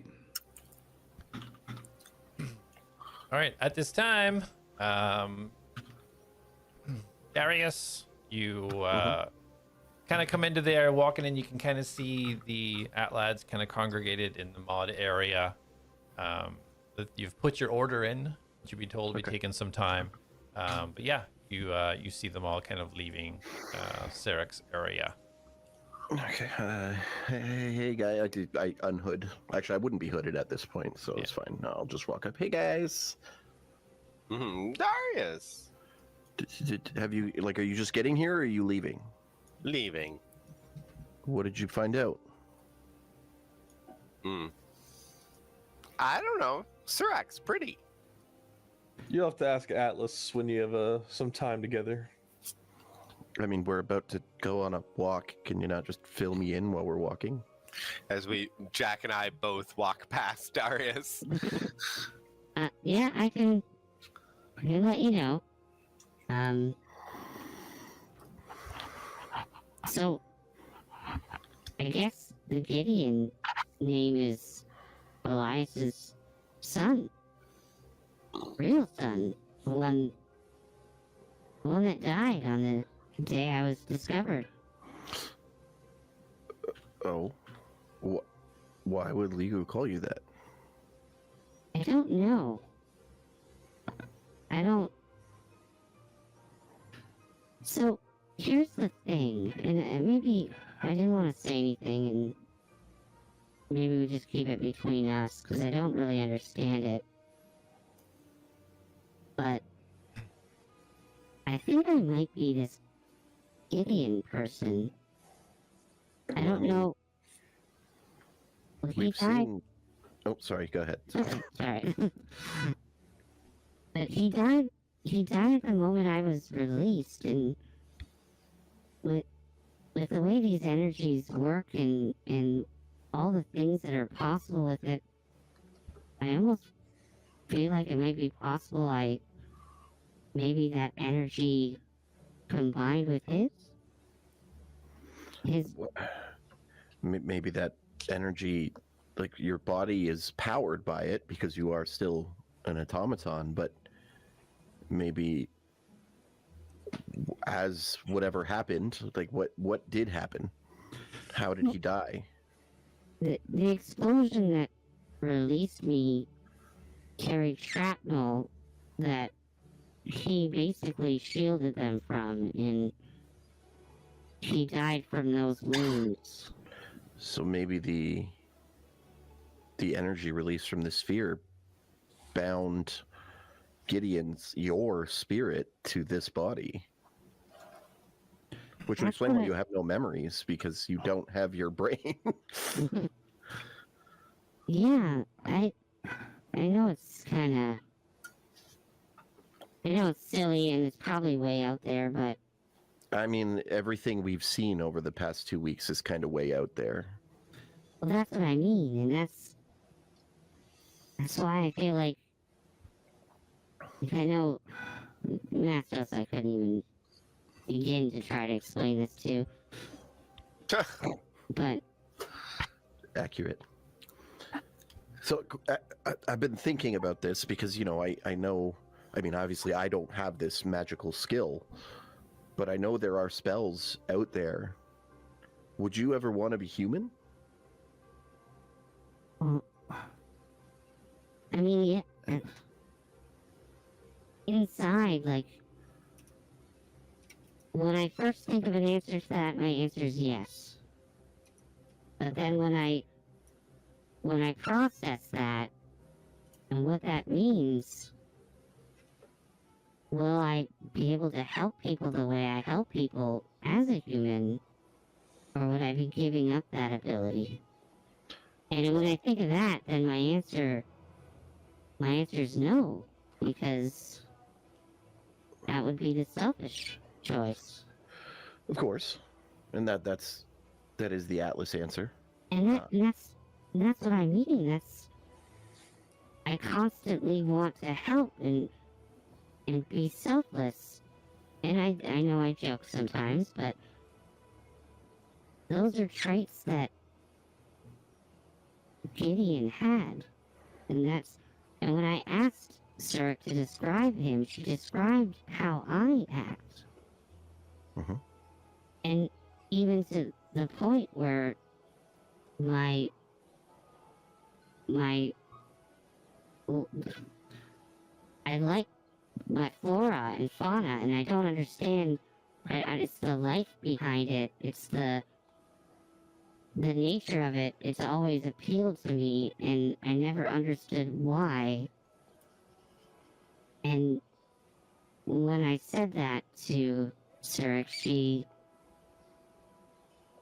said that Gideon, not that he himself liked it, but was in love with a druid, and in turn he found comfort and love in nature. It just all makes me feel like there's a part of that in me. It could be. I mean, I get the feeling as time goes forward, and I mean, if we run into Lego again, you could ask him. I don't know if he'd be too willing to share that answer. Well, he seems to be more along the yes or no nature. So, you know, we give him a trade, he wants information, we give him information, and you just ask, you know, did I used to be Elias's son Gideon? Then he doesn't have to give you an explanation, it's a yes or no. It's harder for him to dance around the answer. And then I process it more, and I think maybe just Dr. Elias made me this way. Programmed you to be like his son? Yeah. That's also possible. But I mean, not that I'm saying it's impossible, because if you had asked me 3 weeks ago if I could see an automaton running around that had a person's soul fused inside of it, I would call the person crazy. And I mean, I've heard a lot of stories, but I've never heard anything like your story. And then I after everything I've seen over the last 2 weeks, I think it's possible. I actually think it's plausible, and it kind of makes a little bit of sense. I mean, you're an automaton like nobody's ever seen before, and you know, you respond to things that a normal automaton wouldn't. You can be healed. You were revived. And it's not like you could be repaired and brought back. Like, we had to go through an ordeal to bring you back. Right. And I don't know. I don't know where this path leads. Well, all we can do is walk it. But I do have a new destination, I think. That might actually help all of us at some point. Sir talked about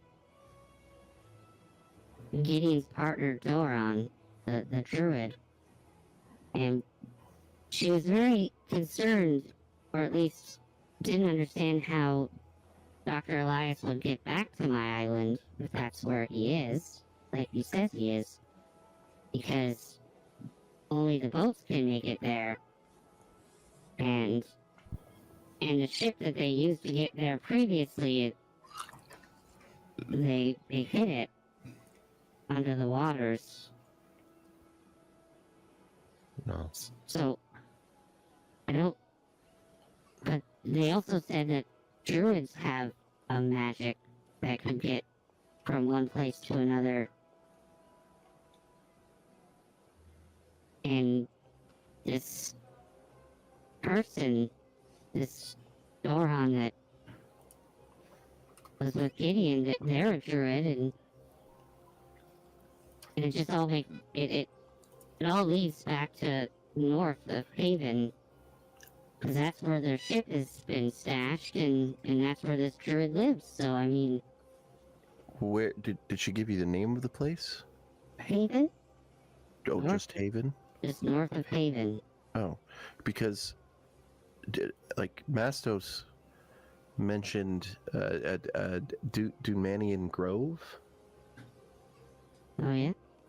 and he said that's a druid place, so like, she could be there. Maybe we need to figure out where Haven is, and what's north of Haven. Yeah.